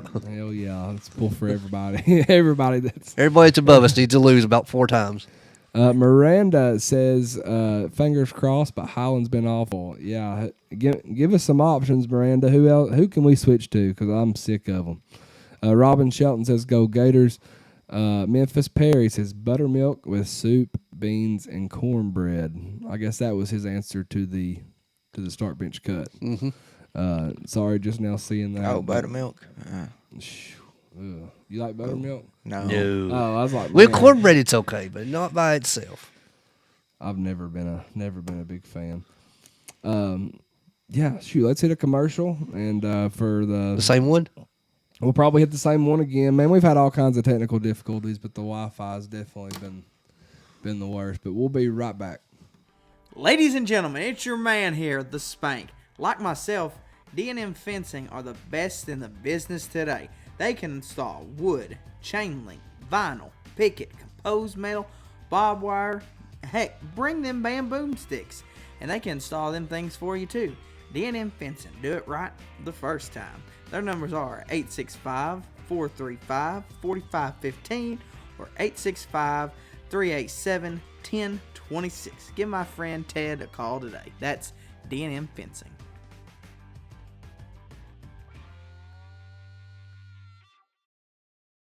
Hey y'all, it's the Vol Daddy. The C&D Tire Pros are your go-to experts for nearly all of your vehicle needs. Located in the heart of Oak Ridge at 164 Fairbanks Road, they've got a 4.8 out of 5-star rating, and that's very hard to do in the tire business. Tire installation, wheel alignment, wheel balancing, tire rotation, tire repair, brake changes, oil changes, hell, they'll even paint your back porch. I've known Zach since he was in diapers. We went to church together, we went to school together, we played football together. And he's been changing tires since he's been in diapers. Give them a call today, 865-483-7455. Like them on Facebook. That's C&D Tire, 865-483-7455.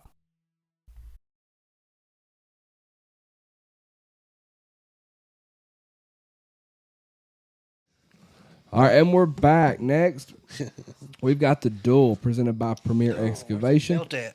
Where's that belt at? Where's Spanky at? Spanky, he has to vacate the belt. He dropped it off with us. Don't worry. What do you think he's doing right now? You don't get to hold it right now. It's not yours. Not your belt. He left us to go to a Nickelback concert. Because we all just want to be a big rock star. I bet he's got a lighter up right now and singing Photograph. He's burning it to the ground tonight. Yeah, I guarantee you it I is. thought everybody hated Nickelback. That's what everybody says, but man, No, Nickelback's like the new NSYNC. We all like them again. They sure don't act like it. I never said I hated them. I love Nickelback. I'm not gonna lie. I put this podcast on priority over Nickelback because I could have went tonight, but I chose to come here. See, that's what I'm talking See, about. vote for me. I'm not a big concert fan. Like, The way it's going, there's not going to be any votes besides. Luke, it's on you tonight to pick a winner. I might have to do that. I really might have to. We'll have to go back old school. We got 5 watching. It says, but I don't. I appreciate y'all trying to. I really do, but it's lagging bad.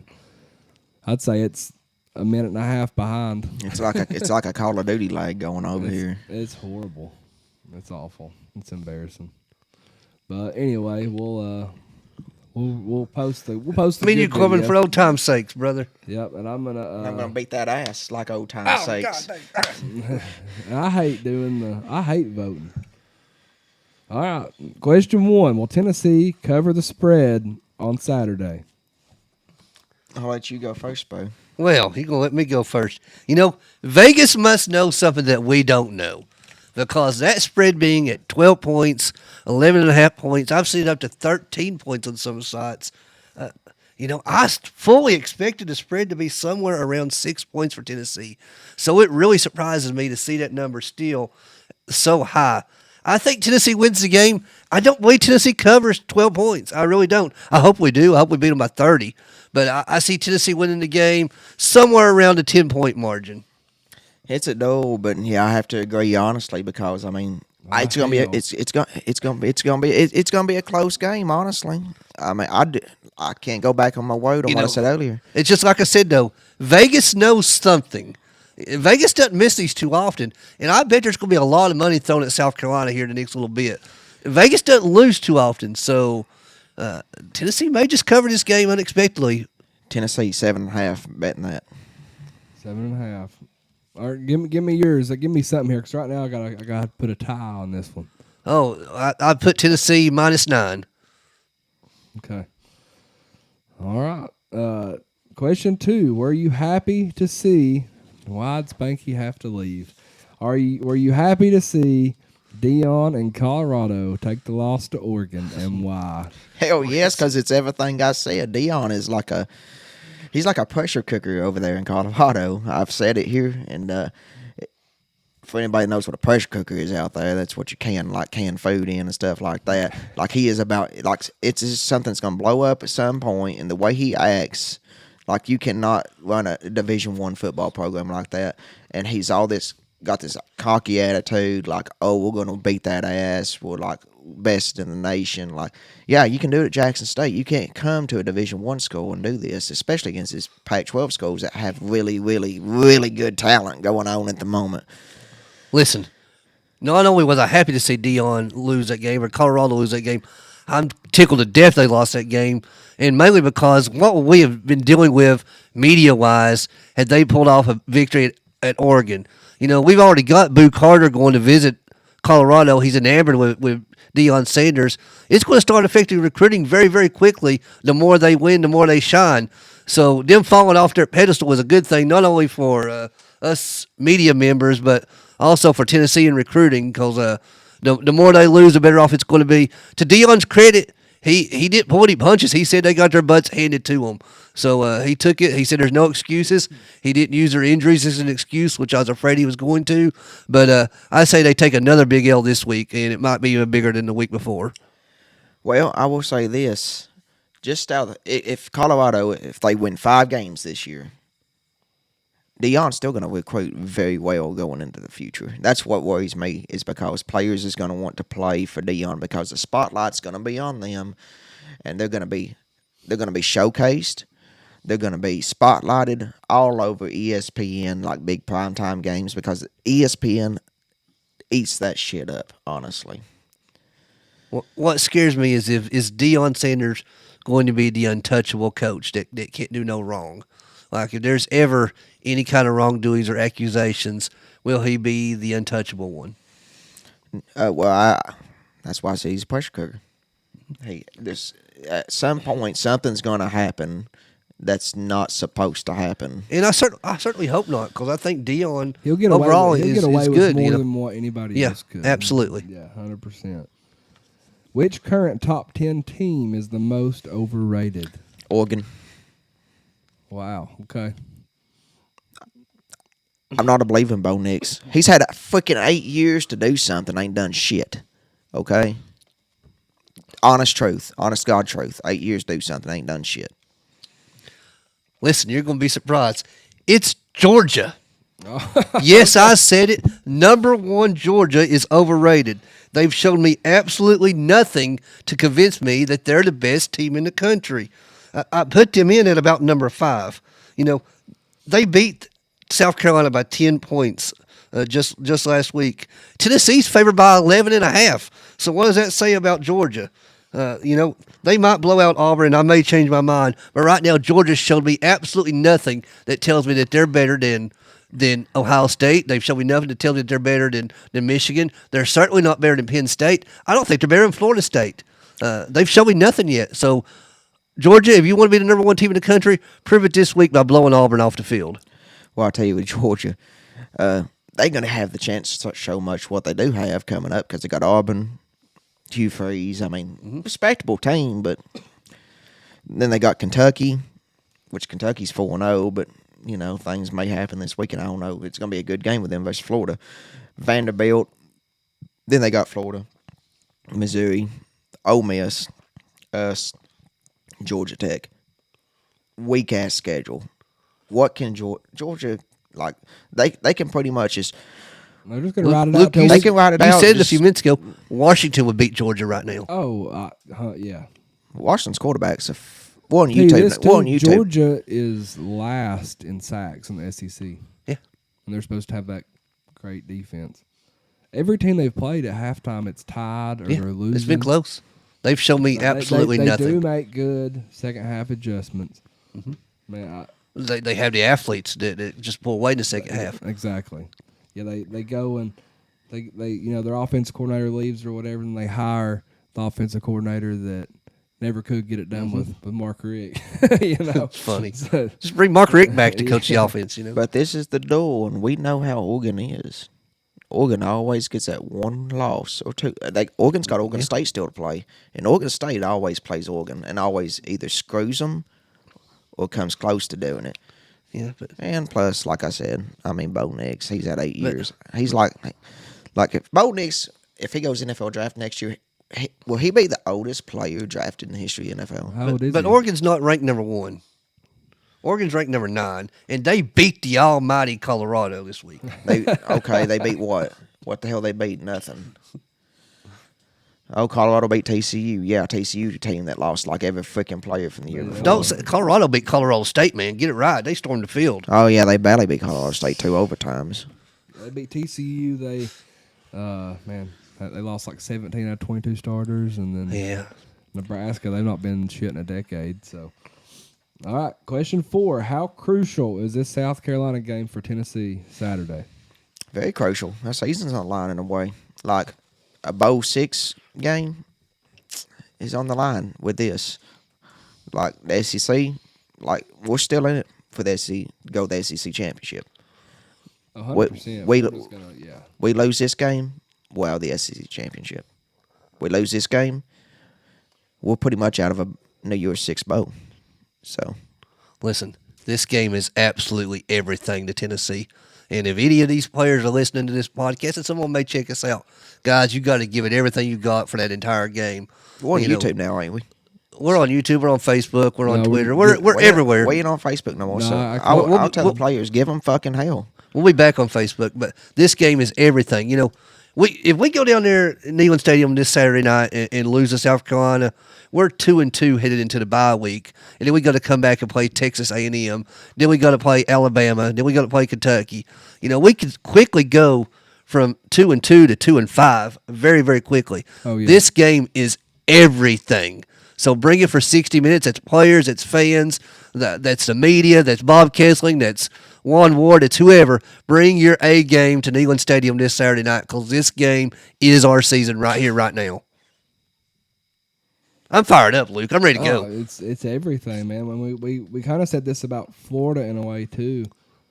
This is bigger than Florida at this point. This that's what I'm saying. Yeah, I mean this is bigger than the Florida loss makes this game that much bigger. Neyland at night, we're wearing dark mode jerseys. You can't lose in them, man. We can't lose in them. Can't lose them. Gosh, I'm ready to go. Is it Saturday yet? Now I'm fired up. Number 5. What is the most overrated sport today? Oh my goodness. Most overrated sport in general. It's the NBA. NBA? The NBA, professional basketball, is the most overrated sport right now. It's boring, especially the regular season. NBA's not boring. The NBA is boring. You throw the ball around, you shoot up a three-pointer. Nobody plays defense. They play music through the arena during the play because their fans aren't interested in watching the game. It's boring to watch on TV. You know, their athletes are incredible. They can shoot the ball from anywhere, but it's just a boring product to watch. It's the Olympics. The Olympics. I'm just kidding. I don't know anything about the Olympics. I can't even talk about the Olympics. I don't know a damn thing about the Olympics. It's soccer. Soccer? Yeah, soccer. I mean, I know it's the number one sport worldwide, but like it has no interest in me. And like anybody that lives around here in like Tennessee, like I know we got like a Nashville soccer team or whatever. It might be fun to go to, but I turn it on my TV and I'm like, they're just running up and down the field and they're kicking the ball back and forth, back and forth. I'm like, what the hell am I watching right here? Like, kick it in the damn goal, do something. Like, that's why I like lacrosse. Lacrosse has a goal. They got a little stick. They beat the hell out of each other with that stick, and then they freaking throw it in the ball goal, and they have like 16 to 20 at this final score. No, we just don't know enough about soccer to really get into it. But I would love to go see one of their games because it just seems like a drunken party. So as far as watching them, Yeah, Corbin fit right in. yeah, Corbin, you probably love soccer, man. They drink all kinds of beer there. Let's go. Hey, let's go. No, Ole, ole, ole, ole. Is it like- Ole. Oh, hell yeah. I mean, if it's drunken, Don't party, I'll give him go. It's a something. drunken- Don't give him Hey, something. let's else go. to Let's go to the follow. national soccer game. You want to? I'll go to the Let's do it. Let's do game. it. We're going to change our mind. Hey, some of them tickets are high for Yeah, some of they the are. games. Yeah, it's crazy how the stadium looks nice. It looks very nice. It does, and I'm glad that Nashville's got a soccer team. That's pretty cool. Catch me find some soccer fan from like Seattle or whoever the hell Nashville's playing. They take it seriously in Nashville. We'll say that. Man, we've still got It's everywhere. We've still got people trying their best to listen to this on YouTube. I appreciate it. Yeah, very, thank you, guys. very much. Miranda earlier says the audio isn't working for her. So Well, at least you got video. yeah, but apparently other people hear us though. Landon says Hogs need to beat the shit out of Texas A&M. I hope they do. I really I do. think they will. Texas A&M's without their quarterback. Without their quarterback. They do have a good backup. I can't remember where he come from. Hey, without the quarterback for the season, he's out for the season. Yeah, I he's out bet. for the season. He's nowhere near as athletic and stuff. But You know, I'm pulling for the Hogs, man, because I mean Arkansas is a team I usually pull for in the West. So. And one more point on a question you asked just a minute ago about how crucial is this game for Tennessee. We lose this game, it's a bye week next week. You talk about pressure mounting. You'll hear it for 2 weeks. We will hear it for 2 long weeks heading into Texas A&M. What does a Tennessee win and a Texas A&M win do for the game though? Our next game. It makes it that much bigger. I mean, you think we get the night slot or? I think we may end up with a 3:30 slot. 3:30 slot. I want 3:30 or not, but man, I love Neyland at night. I can't get enough Neyland. If Tennessee could get a victory this week and a victory against Texas A&M, there's a good chance College game days in Alabama for us. Oh, I think so. I think that's gonna happen. Is CBS still doing a 3:30 slot for SEC this late in the season? It's a mix. I reckon. It's a 50-50 between us and Big Ten or whoever it is. Check Facebook. Someone will ask 32 times what channel the game's on. Oh yeah, I mean, I got you, Luke. Yeah, don't get me started. All right, so Kimberly says she agrees about Georgia with Spur. Thank you for trying to listen through all these the lag and all that's going on. Thank you, Kimberly. You always support us in good ways. Absolutely. Thank you for listening, Kimberly. So I've got a tie on the first question because, I mean, I don't know. Y'all kind of answered it the same. It's the same. I mean, there's only one answer to that. I like Spurs' answer about the Dion in Colorado. I like Corbin's on the top 10. Now, I love the Georgia. I'm going to have to believe it to see it being not in the top 10. But Corbin, I like his answer. You didn't say not top 10. You said who's the most overrated. That's true. Oregon's at 9. That's where he should be. That's true. But Oregon does always lose, like Corbin said. They do always lose when they shouldn't. And Bo Nix has had 8 years to do something. He's supposed to be a Heisman. This year they got him go. If you saw the Heisman campaign, and remember, Oregon has Kimberly agreed with me. Have you saw the Heisman campaign Oregon has going for Bo Nix this year? Trying to get him a Heisman. I've not seen it. Like, what in the hell? Come on, really? Yeah, I've not seen it. And then I like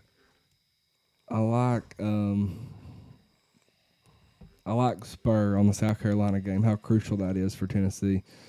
Just the points you made, I like that. And then the enthusiasm.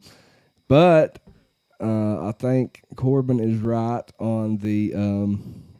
You like soccer? I think Corbin's right on the soccer. I'm not a big NBA guy, but I mean I do watch it.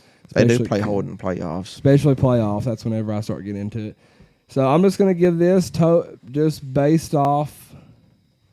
I love what you. I said. I love you so much, Luke. What I said the spread was going to be on You're start the bench, man with the plan. On start bench cut, and Spur got closest on the spread, so that's what I'm going to go with. So Spur gets the that was tough, man. I'm going to take the belt to Neyland Stadium with a dark mode. Tough. Here we come. That's the only way I know to do it because I actually put y'all both for a tie for 2 of them. Kimberly voted for me. Thank you, Kimberly. Yeah, Kimberly did come through. But, yeah, that was tough to do. So you're coming home, baby. Tennessee versus South Carolina this Saturday. Huge SEC East matchup with a lot on the line. It will be a night game, 7:30 kickoff in our house, our sacred ground, Neyland Stadium. The game will be televised on SEC Network, or you can listen to the game with the Vawls Network. Dark mode uniforms will be activated. God, they're going to be so nice. Man, I love them.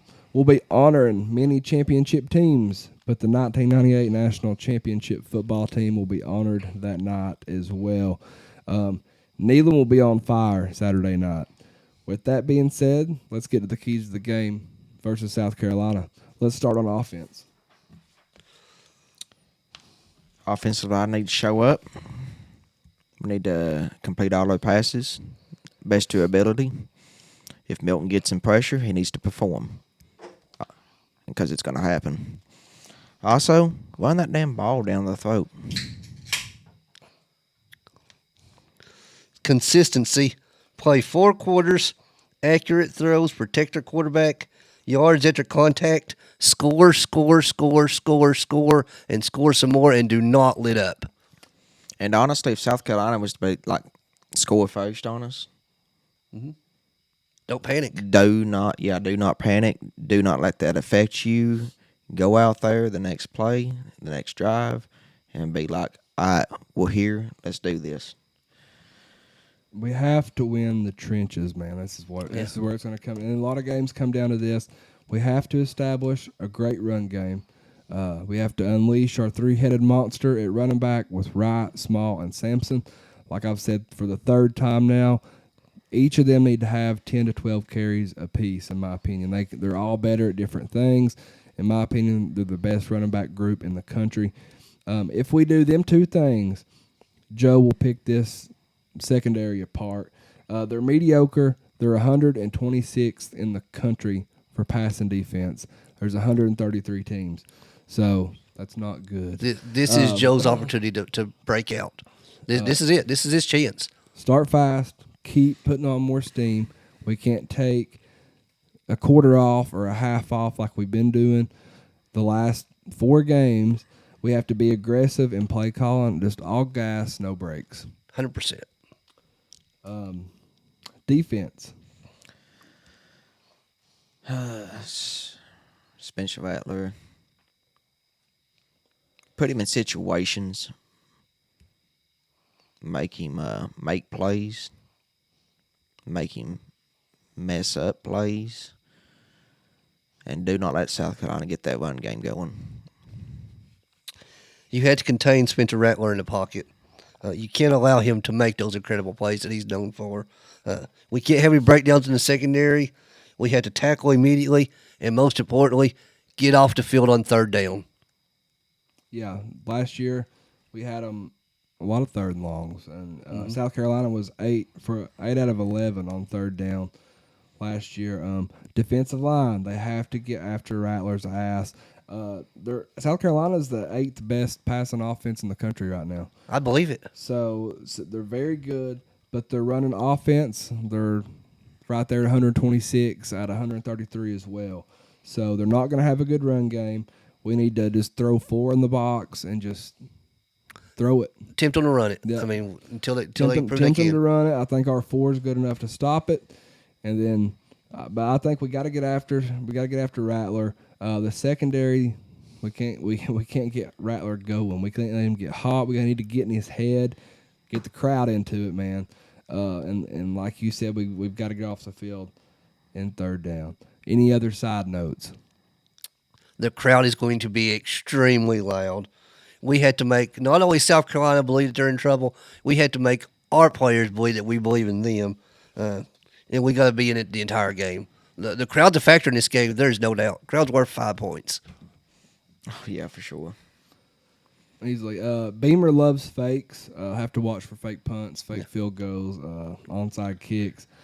Like I said, play 4 quarters. Beamer said something this morning about looking forward to playing in Neyland Stadium. Yeah, we need to make him not look forward to ever being in Neyland Stadium again. Yeah, I was very shocked that he decided to come on an Oxford radio station this morning.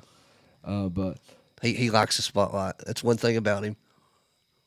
yeah, I mean, right now Tennessee is 12th in SEC passing out of 14 teams. That's horrible for a Josh Heupel offense, especially when you look at the competition we've played. Tennessee is last in passes over 20 yards. So our passing game Got to get better. We're facing the 126 defense in the country. If we can't throw the ball on South Carolina, then Joe Milton can't throw the ball on anybody. And I mean, I'm not a Joe hater, but that's it's this week or never. it's this week or it's never. I hate to say that because I love Joe. He must perform this week.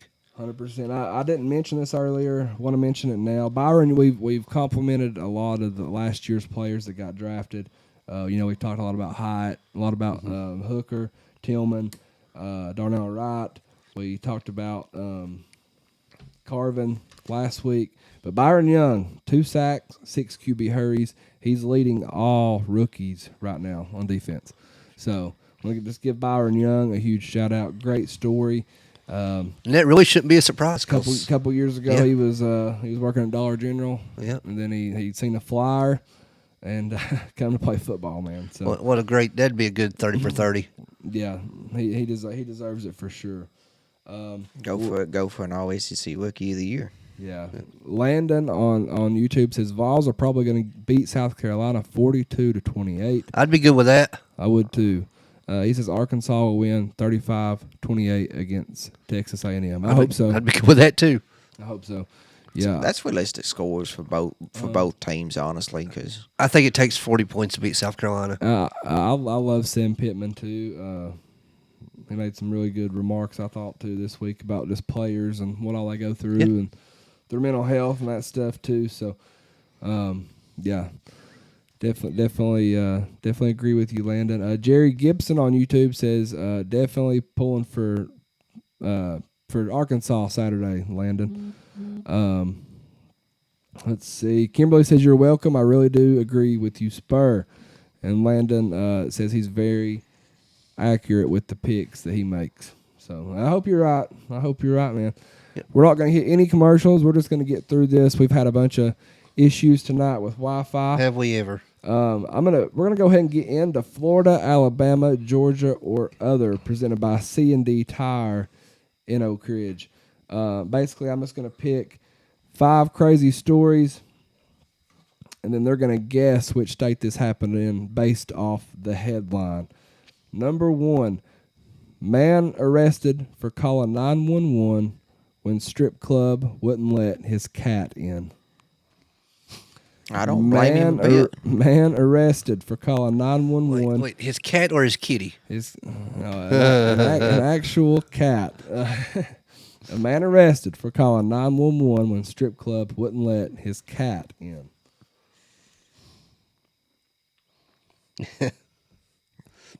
Georgia. Yeah, let's go with Florida. You Googling over there? No, I'm not Googling. All right. Yeah, that's happening. Trying to follow our comments. We ain't got any. The bouncers would not let this man bring a cat into their strip club. The man became very upset and called 911. He was told that this was not the proper use of the 911 emergency system. So the man called back and complained more and then was arrested. His cat also spent the night with animal control. Cat was in the slammer. Yeah, locking the cat up. Number 2, man arrested for cussing the police in sign language. Man arrested for cussing the police in sign language. We all know Alabama can't read sign language. We all know Georgia can't read sign language. Wait. What is California howdy sign languages probably? This has got to be other. I'm going other as well. Denver, Colorado. The incident happened when police escorted a guy named Gil, I can't pronounce his last name, to a hotel where he'd been staying. Though the officers initially had no idea what Gil had said to them, a worker translated Gil's comments, detailing the explicit language that was said to them. While the officers knew that Gil was deeply upset, it wasn't until the translation that they understood how angry he was. They decided to charge him despite the fact he never made a sound. Gil later pled guilty to disturbing the peace. No comment. I know. That's you can say whatever you want to the police. I'm sorry. It's freedom of speech. Especially when they had no idea. Like, you just had some random person like, oh, he's cussing you. I mean, who knows if they even knew sign language. I'd get a better attorney, Mr. Gill. Yeah. Number 3, 12-year-old arrested for spraying perfume in class. 12-year-old arrested for spraying perfume in class. North Korea. Yeah, I mean, good grief. China, North Korea, do we third really- world country, somewhere like that. This happened in Alabama. Austin, Texas. 12-year-old Sarah Bustamanes was arrested for Bust a move. for spraying perfume on herself during a lesson at school. The teacher felt that the move was disrupted to the rest of the class, despite the fact that Sarah had applied the perfume because she was being bullied by other students who were teasing her, saying that she smelled. The teacher felt that it was the only move she had, and Sarah was acting inappropriately.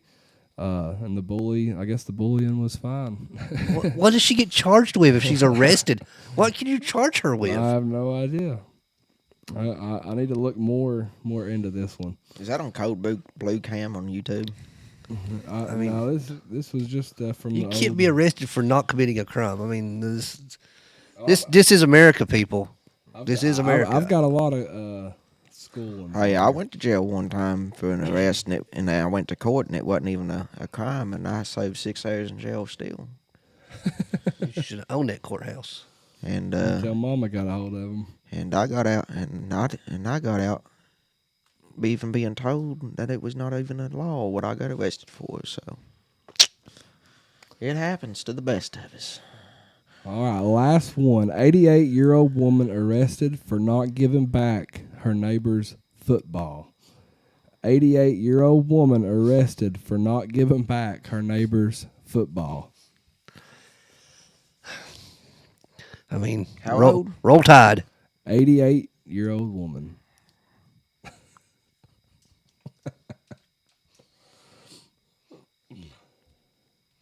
Probably Georgia. They're ignorant down there. I said Alabama. You said Roll Tide. This happened in Ohio. 88-year-old Dadgum Granny. Edna Jester refused to give Edna. back her neighbor's football when it ended up on her property. She was irate over yet another instance when a ball was found in her yard. Her neighbor, Paul Tanis, who owned the ball, called the police. The officers arrested the old lady when she maintained that she would not hand over the football, which led to charges of petty theft. No comment. Hell It's in her yard. It's hers. I guess so. I mean, I guess that's true. But yeah, that's pretty ridiculous. I guess I've got some good ones lined up. But that was Florida, Alabama, Georgia, or other, presented by C&D Tire in Oak Ridge. Thank you for letting us do this fun segment. I guess I'll hit let's hit a C&D Tire commercial real quick, and we're going to be back with our predictions. Hey y'all, it's the Vol Daddy. The C&D Tire Pros are your go-to experts for nearly all of your vehicle needs. Located in the heart of Oak Ridge at 164 Fairbanks Road, they've got a 4.8 out of 5-star rating, and that's very hard to do in the tire business. Tire installation, wheel alignment, wheel balancing, tire rotation, tire repair, brake changes, oil changes, hell, they'll even paint your back porch. I've known Zach since he was in diapers. We went to church together, we went to school together, we played football together. And he's been changing tires since he's been in diapers. Give them a call today, 865-483-7455. Like them on Facebook. That's C&D Tire, 865-483-7455.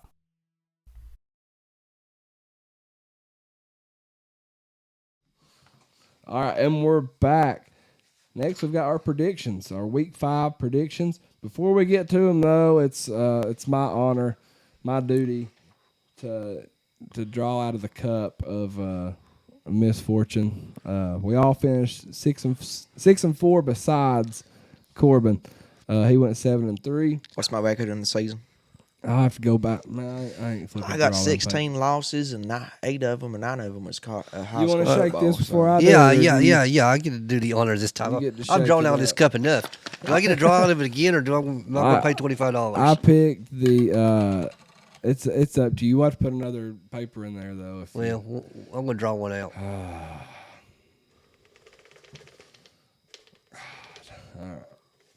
You just draw the one on top. I know. I'm just trying to. You get know a what all feel. these are. You wrote them. Damn it. I drew one too. I don't know if I can see that or not. Be a door greeter at McDonald's I'm going to be there for that one. for 30 minutes. Damn, why'd I put 30 minutes on there? I'll do it. And Walk backwards in the store and check out with something. That could You gotta happen. walk backwards the whole time you're in the store, The whole time I'm in the store. even in the cash register. I can do it. All right. Can I wear my clothes backwards as well? you got to check out backwards too. Like, We'll try to do these the same. We'll just knock them Yeah. out the same day. Yeah, that's cool. I'm good with that. and door we will greeter. record it all too. Oh, we're gonna record it. We're going to have a whole day of mischief. Be a door greeter in McDonald's for 30 minutes. We're gonna have to go to a good neighborhood.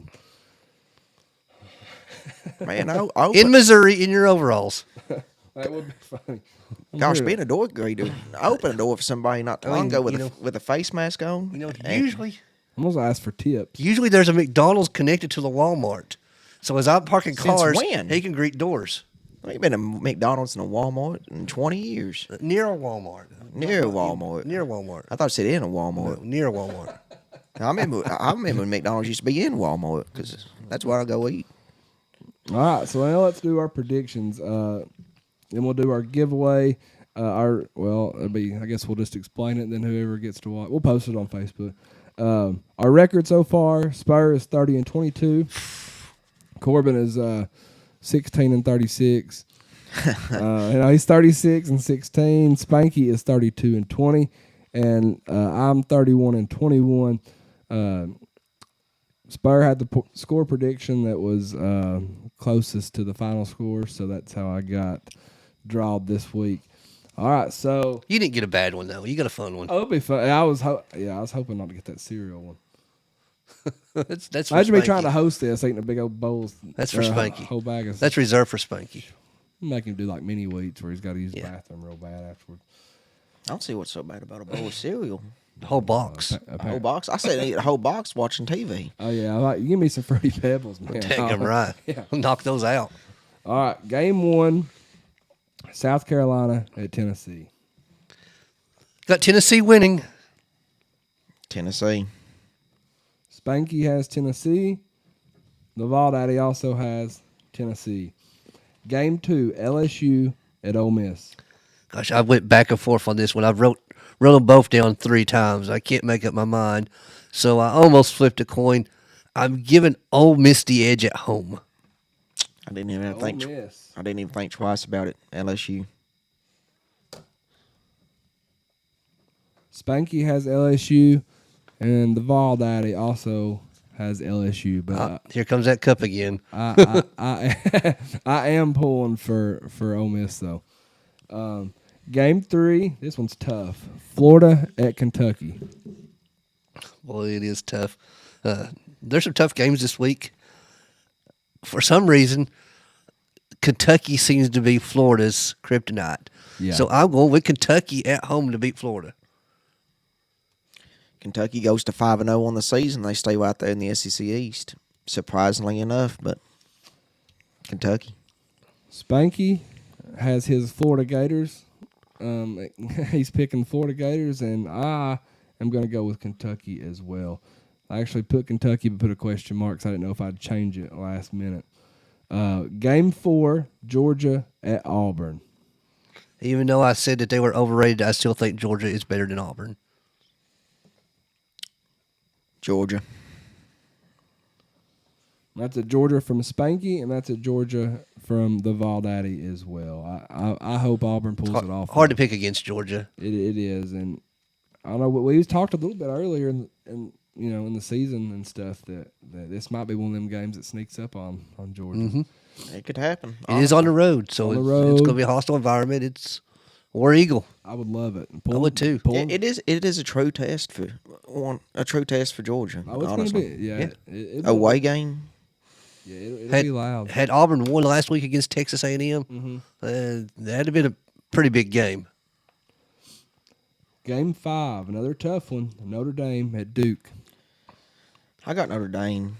I think after the loss versus Ohio State's going to light a fire under their ass, and Notre Dame's going to come out and take care of Duke. I still don't think Duke is the football team everybody thinks they are. They got lucky a couple times, and it's just not going to happen. It's just going to be, it's just going to be Duke football for you this weekend. I really want Duke to win I this do game. too, bad. I really want Duke to win this game. I don't think Duke wins this football game, but I really want them to. I had to go with Notre Dame. Spanky has Notre Dame, and I also have Notre Dame. Of course. So we're gonna have to hope for some NFL. It's coming right here, some probably. picks right here to diversify us a little bit. Game 6, Dolphins at Bills. Game of the week. It's a great game. Dolphins win it. Miami play it. Best team in the league right now. Them and the 49ers. Right now, if you ask me, Super Bowl, Miami, San Francisco. But the Bills, they lost the first game of the season to start out. But the last 2 weeks, Josh Allen has been playing Josh Allen football, and that whole Buffalo. Gib Davis has been playing like a freaking man. And that Buffalo defense has been pretty stout too. But Miami comes out, wins. Until somebody beats Miami, I had to pick Miami. I will say this, and this is going to surprise you, probably, Corbin. Take the under in this game. I don't see a 75-point game coming. I think that it's going to be a struggle. No, it's going to be a close game. I don't expect like that was Denver they's playing. I mean, Denver's got so many problems going on. Like, it's 70 to 20. Yeah. Denver's got a lot of problems going on. Russell Wilson, I will say, is the problem in Denver. A lot of people don't want to admit it, but the people that does admit it has some common sense. Spanky has the Dolphins. I'm gonna roll with the Bills. I don't blame you. I think think it's a good pick, Luke. It is at Buffalo. I think it's at Buffalo. I wish it was cold. That would really mess up a Miami team. But I kind of believe in the Bills' defense, and It's a great game. you can see I put the Bills first. I marked it out, then I put the Dolphins, and I went back to the Bills. So I've been all over the place. I'm going my original pick. I'm going with the Bills. Game 7, Ravens at Browns. This is another one that I've went back and forth on this game. This one's tough. Numerous times, and I'm taking the Browns because I think that they have the absolute best defense in the NFL. That's funny. I don't know. I don't know what's so funny about that. They do have good defense, but yeah. I do.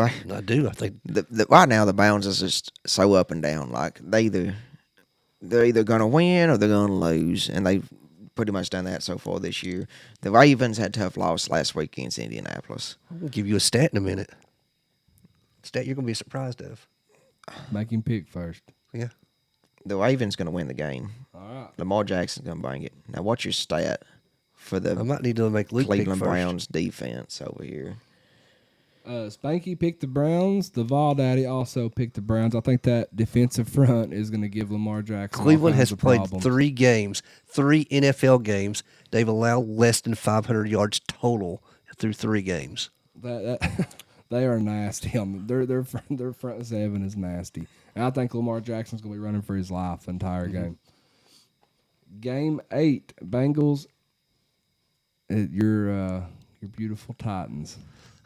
And I went back and forth on this game because I think the Titans' defense is just good enough to get to Joe Burrow, and Joe Burrow's not 100%. They can, but However, what are you going to see? I don't think Tennessee can score enough points to keep up with Cincinnati. So I like Cincinnati to win here, but I wouldn't be surprised if the Titans Mike Bravel and win this game. But I'm going with Cincinnati.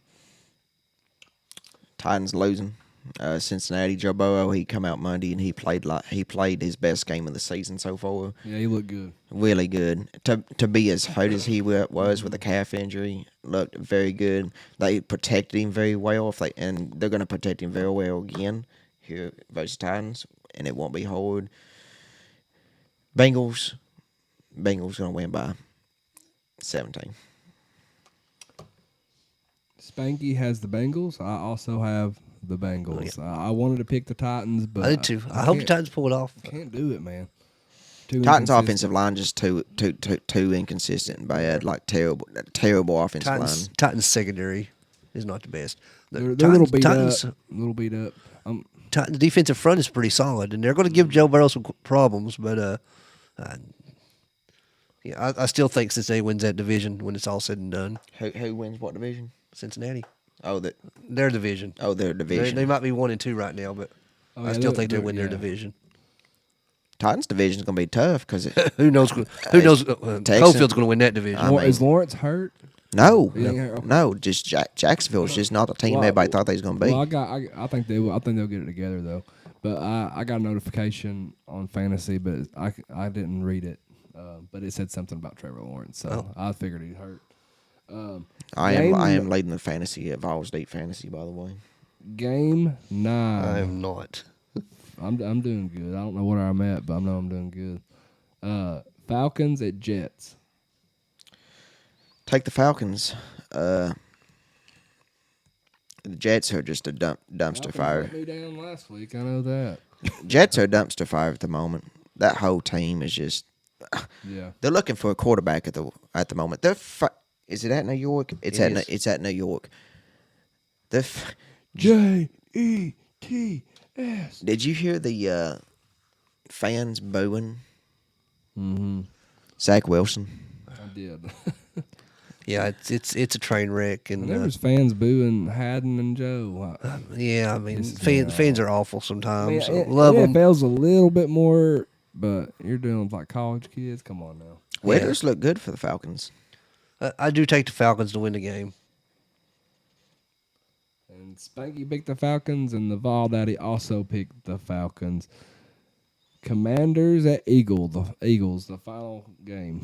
Both teams undefeated. No, Commanders Yeah, lost Commanders one. got beat. Oh, did they get Yeah, beat? that's why I'm taking the Eagles. I thought the Commanders undefeated. Shouldn't have told him that.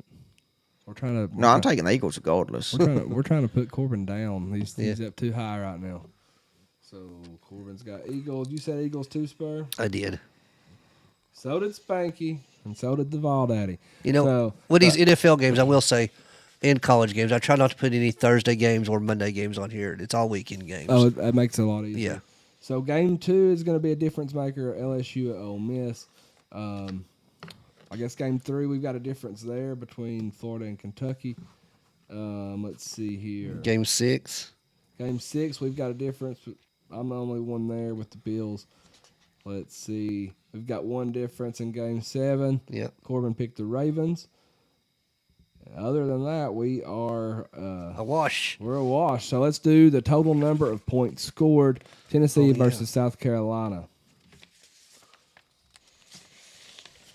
45. Corbin went- 45 for Corbin. I'm going to go with 58. 58 from Spur. Not that it matters. I ain't gonna lose. So We'll see. I don't like your. Let's see, which pick was that? the Ravens pick. Yeah, the Ravens pick. Oh, that's a great pick.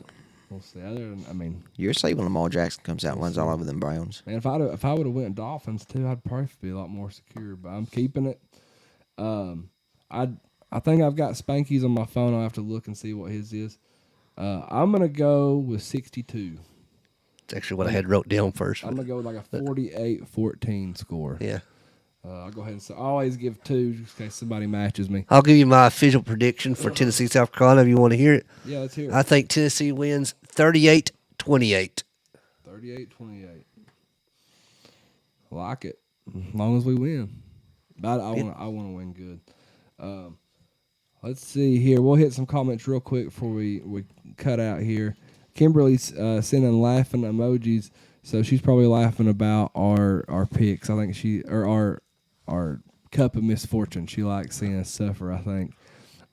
Landon says, what days do you all do a live podcast and the time they start? So far, it's been every Wednesday. 8 o'clock every Wednesday. 8 o'clock-ish. Sometimes we're a little bit late, but we try to be between 8 and 8:15 or something like that usually. Yeah, depending on how our Wi-Fi is working, which we hope to get that fixed. Yeah, we live in a very rural area, and we're about to get this. We I going to feel- be moving the podcast to my man cave if we don't get this better straightened up. Yeah, I feel sorry for Highland because we're about to get on them hard tomorrow. I'm over it. 3 weeks in a row, it's done us dirty like this. But we've thought about going to 2 lives. It's hard with our schedules to get us all together, but we might be able to start doing it eventually. But thank you all for listening, whether it's live or after we publish our live, probably more than likely after we publish this one. We'd love to hear from you. We're growing fast on all of our accounts, so please follow us on every social media platform that we have. We don't do much on Instagram, but we do have one. But we'll try to go maybe, I don't know, we keep saying it, but I don't know. We might try to go live. We got a night game. We might be able to go live We need to go live, Luke. Saturday. Yeah. I'll definitely be live on my personal account. I always try to do the Vol Walk or just kind of the... I watched the beginning of the game on your live feed. Yeah. This past Saturday. Yeah, it's people love it, so I do try to do that. But we'll try to go live and just kind of shoot the crap or something a little bit before the game, maybe, or something. Maybe we can get Al Wilson to do an interview with us live. Oh man, don't get me all fired up there. And also, We need to do it. this weekend I'll be at Talladega for NASCAR, and we're gonna be having 3 NASCAR drivers on a live show. Me and Tommy's gonna be doing for the Morgan County Today, so check that out too. Check out Morgan County Today. All right, thank you all.